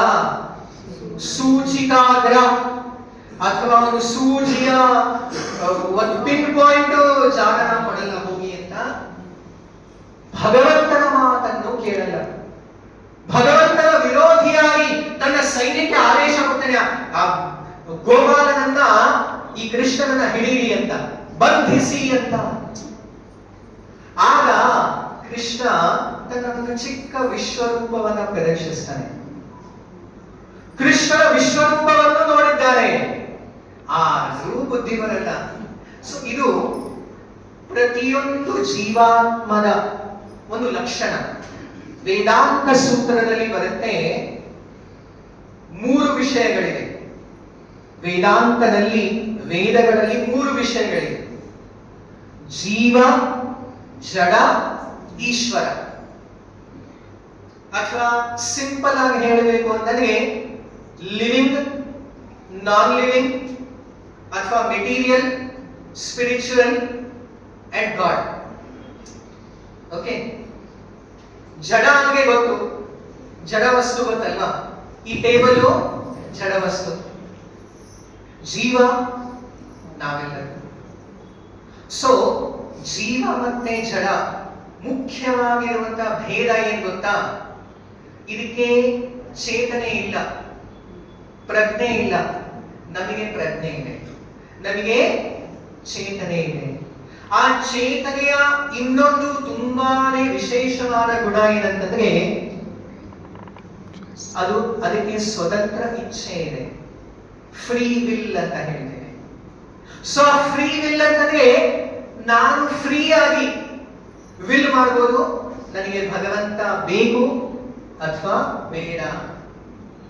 ಸೊ ಕೌರವರ ಒಂದು ಫ್ರೀ ವಿಲ್ ಅಥವಾ ಅವರ ಸ್ವತಂತ್ರ ಇಚ್ಛೆಯನ್ನ ದುರುಪಯೋಗ ಪಡಿಸಿ ಭಗವಂತನನ್ನ ತಿರಸ್ಕರಿಸಿದ್ದಾರೆ. ಪಾಂಡವರು ಅದೇ ಸ್ವತಂತ್ರ ಇಚ್ಛೆಯಿಂದ ಭಗವಂತನನ್ನ ಸ್ವೀಕರಿಸಿದ್ದಾರೆ ಅಂತ ನಾವು ತಿಳ್ಕೊಳ್ತೀವಿ ಅಲ್ವಾ? ನಾವೇನ್ ಮಾಡಿದೀವಿ? ನಾವೆಲ್ಲರೂ ಈ ಸಂಸಾರದಲ್ಲಿರುವ ಪ್ರತಿಯೊಂದು ಜೀವಿಯೂ ಕೂಡ ಭಗವಂತನಿಂದ ವಿಮುಖರಾಗಿ ಭಗವಂತನನ್ನ ತಿರಸ್ಕರಿಸಿ ಈ ಸಂಸಾರಕ್ಕೆ ಬಂದಿದೆ. ಈ ಸಂಸಾರದಲ್ಲಿ ಬಂದು ಪುನರಪಿ ಜನನಂ ಪುನರಪಿ ಮರಣಂ. ಇದು ಯಾಕೆ ಅಂದ್ರೆ ನಾವು ಭಗವಂತನಿಂದ ವಿಮುಖರಾಗಿ ಭಗವಂತನನ್ನ ಬಿಟ್ಟು ಇಲ್ಲಿಗೆ ಬಂದಿದ್ದೀವಿ. 84 ಲಕ್ಷ ಜೀವ ಯೋನಿಗಳಲ್ಲಿ ಪುನರ್ಜನ್ಮದಲ್ಲಿ ಭ್ರಮಿಸ್ತಾ ಇದ್ದೀವಿ. ನಮ್ಮ ಮೇಲೆ ಕರುಣೆಯಿಂದ ಭಗವಂತ ಆಗ ಅವತರಿಸಿ, ಹೇಗೆ ಒಂದು ಬೆಂಗಳೂರು ನಗರದಲ್ಲಿ ಒಂದು ಜೈಲಿದೆ ಅಲ್ವಾ, ಜೈಲಲ್ಲಿ ಸ್ವಲ್ಪ ಜನ ಹೋಗ್ತಾರೆ. ಯಾರು? ಸರ್ಕಾರದ ನಿಯಮವನ್ನ ಯಾರು ಉಲ್ಲಂಘನೆ ಮಾಡಿ ಅದಕ್ಕೆ ವಿರುದ್ಧವಾಗಿ ಹೋಗ್ತಾರೆ ಅವರು ಜೈಲಿಗೆ ಹೋಗ್ತಾರೆ. ಜೈಲಲ್ಲಿ ಏನಿರುತ್ತೆ? ಶಿಕ್ಷೆ ಇರುತ್ತೆ. ಆ ಶಿಕ್ಷೆ ರಾಜನಿಗೂ ಇಷ್ಟ ಇಲ್ಲ ಅಲ್ವಾ. ಕೆಲವೊಮ್ಮೆ ಅವರ ಶಿಕ್ಷೆಯನ್ನ ನೋಡಿ, ಅಲ್ಲಿ ಅನುಭವಿಸ್ತಾ ಇರುವಂತಹ ಯಾತನೆಗಳನ್ನ ನೋಡಿ ರಾಜನೇ ಒಂದು ಕಾರಾಗೃಹಕ್ಕೆ ಬರ್ಬೋದು. ಯಾಕೋ ಇಲ್ಲಿ ಕೊಳಿತಾ ಇದೆಯಾ, ನನ್ನ ಜೊತೆ ಬಾ, ನಿನ್ನ ಇಲ್ಲಿಂದ ಬಿಡಿಸ್ಕೊಂಡು ಕರ್ಕೊಂಡು ಹೋಗ್ತೀನಿ ಅಂತ. ಇದು ಭಗವಂತನ ಅವತಾರ. ಈ ಸಂಸಾರವೇ ಒಂದು ದೊಡ್ಡ ಕಾರಾಗೃಹ ಇದ್ದಾನೆ. ಭಗವಂತನಿಂದ ವಿಮುಖರಾಗಿರುವಂತಹ ಎಲ್ಲಾ ಜೀವಿಗಳು ಪತಿತರಾಗಿರುವಂತಹ ಸ್ಥಾನ ಇದು. ನಾವೆಲ್ಲರೂ ಈ ಸಂಸಾರದಲ್ಲಿರೋದು ಒಂದು ಜೈಲಿದ್ದ ಹಾಗೆ. ಇಲ್ಲಿ ಶಿಕ್ಷೆ ಇದ್ದೇ ಇರುತ್ತೆ. ಯಾವ ಶಿಕ್ಷೆ? ಇದೇ ಪುನರ್ಜನ್ಮ ಚಕ್ರದಲ್ಲಿ ಇರುವಂತದ್ದು. ಸೊ ಆಗ ಭಗವಂತನೇ ಹೇಗೆ ರಾಜ ಆ ಕಾರಾಗೃಹಕ್ಕೆ ಬರ್ತಾರೋ ಅದೇ ತರ ಭಗವಂತ ಬಂದು ನಮ್ಮನ್ನ ಉಪದೇಶ ಮಾಡ್ತಾನೆ. ನನಗೆ ಶರಣಾಗತರಾಗಿ ನಾವು ತಕ್ಷಣವೇ ನಿನ್ನನ್ನ ಬಿಡಿಸ್ಕೊಂಡು ಕರ್ಕೊಂಡು ಹೋಗ್ತೀನಿ ಅಂತ. ಮಾಮೇಕಂ ಶರಣಂ ವ್ರಜ ಅಹಂ ತಾಂ ಸರ್ವ ಪಾಪೇಭ್ಯೋ ಮೋಕ್ಷಯಿಷ್ಯಾಮಿ ಅಂತ ಹೇಳ್ತಾನೆ. ಆದ್ರೆ ಈಗ ಜೈಲಲ್ಲಿ ಎಷ್ಟು ಜನ ಕೇಳ್ತಾರೆ, ಎಷ್ಟು ಜನ ಕೇಳಲ್ಲ, ಅದು ಅವ್ರ ಮೇಲೆ ಡಿಪೆಂಡ್ ಅಲ್ವಾ. ಇನ್ನು ಯಾರಿಗಾದ್ರು ಒಂದು ಪ್ರಶ್ನೆ? ನಮಸ್ಕಾರ. ಮಾರ್ಗಶೀರ್ಷ ಶುಕ್ಲ ಏಕಾದಶಿಯ ದಿವಸ ಯುದ್ಧ ಪ್ರಾರಂಭವಾಗಿದೆ. ಆಂಗ್ಲ ಅಥವಾ ಇಂಗ್ಲಿಷ್ ಕ್ಯಾಲೆಂಡರ್ ಪ್ರಕಾರ ಫೆಬ್ರವರಿ ಅಂತಂದ್ರೆ ಆದರೆ ನನಗೆ ತಿಳಿದ ಹಾಗೇನೆ ಮಾರ್ಗಶೀರ್ಷ ಮಾಸದಲ್ಲಿ ಫೆಬ್ರವರಿ ಬರುವುದಿಲ್ಲ. ಫಾಲ್ಗುಣ ಮಾಸದಲ್ಲಿ ಬರುತ್ತೆ. ಫೆಬ್ರವರಿ ಸಾಮಾನ್ಯ ನವೆಂಬರ್ ಎಂಡ್ ಅಥವಾ ಇದಾಗಬಹುದು ಅಷ್ಟೇನೆ. ಇದು ಫೆಬ್ರವರಿ ಆಕ್ಚುಲಿ ಫೆಬ್ರವರಿ ಆಗ್ಲಿಕ್ಕಿಲ್ಲ ಅಂತ ಹೇಳಿ ನನ್ನ ಭಾವನೆ. ಇಂಥ ಒಂದು ಸಂದೇಹ ಇನ್ನು ಸ್ವಲ್ಪ ಜನರು ಮಾಡಿದ್ದಾರೆ. ಇದು ಕೂಡ ಖಚಿತವಾಗಿರುವಂತಹ ಡೇಟ್ ಅಲ್ಲ. ಮಾರ್ಗಶೀರ್ಷ ಶುಕ್ಲ ಏಕಾದಶಿ ಖಚಿತವಾದ. ಮಾರ್ಗಶೀರ್ಷ ಶುಕ್ಲ ಏಕಾದಶಿ 100% ಖಚಿತವಾದದ್ದು, ಅದರಲ್ಲಿ ಯಾವುದೇ ಸಂಶಯವಿಲ್ಲ. ಆದರೆ ಇದು ಸ್ಕೈ ಮ್ಯಾಪಿಂಗ್ ಅಥವಾ ನೇಸಾ ಮತ್ತೆ ಇದು ಏನಂತಾರೆ, ಇನ್ನೊಂದು ಬೇರೆ ಬೇರೆ ಯುಗಗಳಲ್ಲಿ ತುಂಬಾ ಹಿಂದೆ ಹೋದಾಗ, ಅಂಡ್ ಎಸ್ಪೆಷಲಿ ಈ ಆಂಗ್ಲ ಕ್ಯಾಲೆಂಡರ್ ಏನಿದೆ ಅಲ್ಲ, ಗ್ರೆಗೋರಿಯನ್ ಕ್ಯಾಲೆಂಡರ್, ಇದರಲ್ಲಿ ತುಂಬಾ ವ್ಯತ್ಯಾಸಗಳು ಬರುತ್ತೆ. ಸೊ ಒಂದು ಊಹೆಯಿಂದ ಮಾಡಿರುವಂತಹ ಲೆಕ್ಕಾಚಾರ ಅದು 100% ಅಂತ ಹೇಳಿಕ್ಕಾಗಲ್ಲ. ಆಕ್ಚುಲಿ ಅನೇಕ ಇಂತಹ ಸೋ ಕಾಲ್ಡ್ ಸೈಂಟಿಫಿಕ್ ಅಂತ ಏನ್ ಹೇಳ್ತೇವಲ್ಲ, ನಮಗೆ ಈಗ ಸೈನ್ಸ್ ಅಂತಂದ್ರೆ ಅಂಧವಿಶ್ವಾಸ ಇದೆ. ಸೊ ವಾಸ್ತವಿಕವಾಗಿ ಒಂದು ಮಟ್ಟಕ್ಕೆ ಅವರು ಊಹೆ ಮಾಡಿ ಕಂಡು ಹಿಡಿದಿರುವಂತಹ ಡೇಟಾ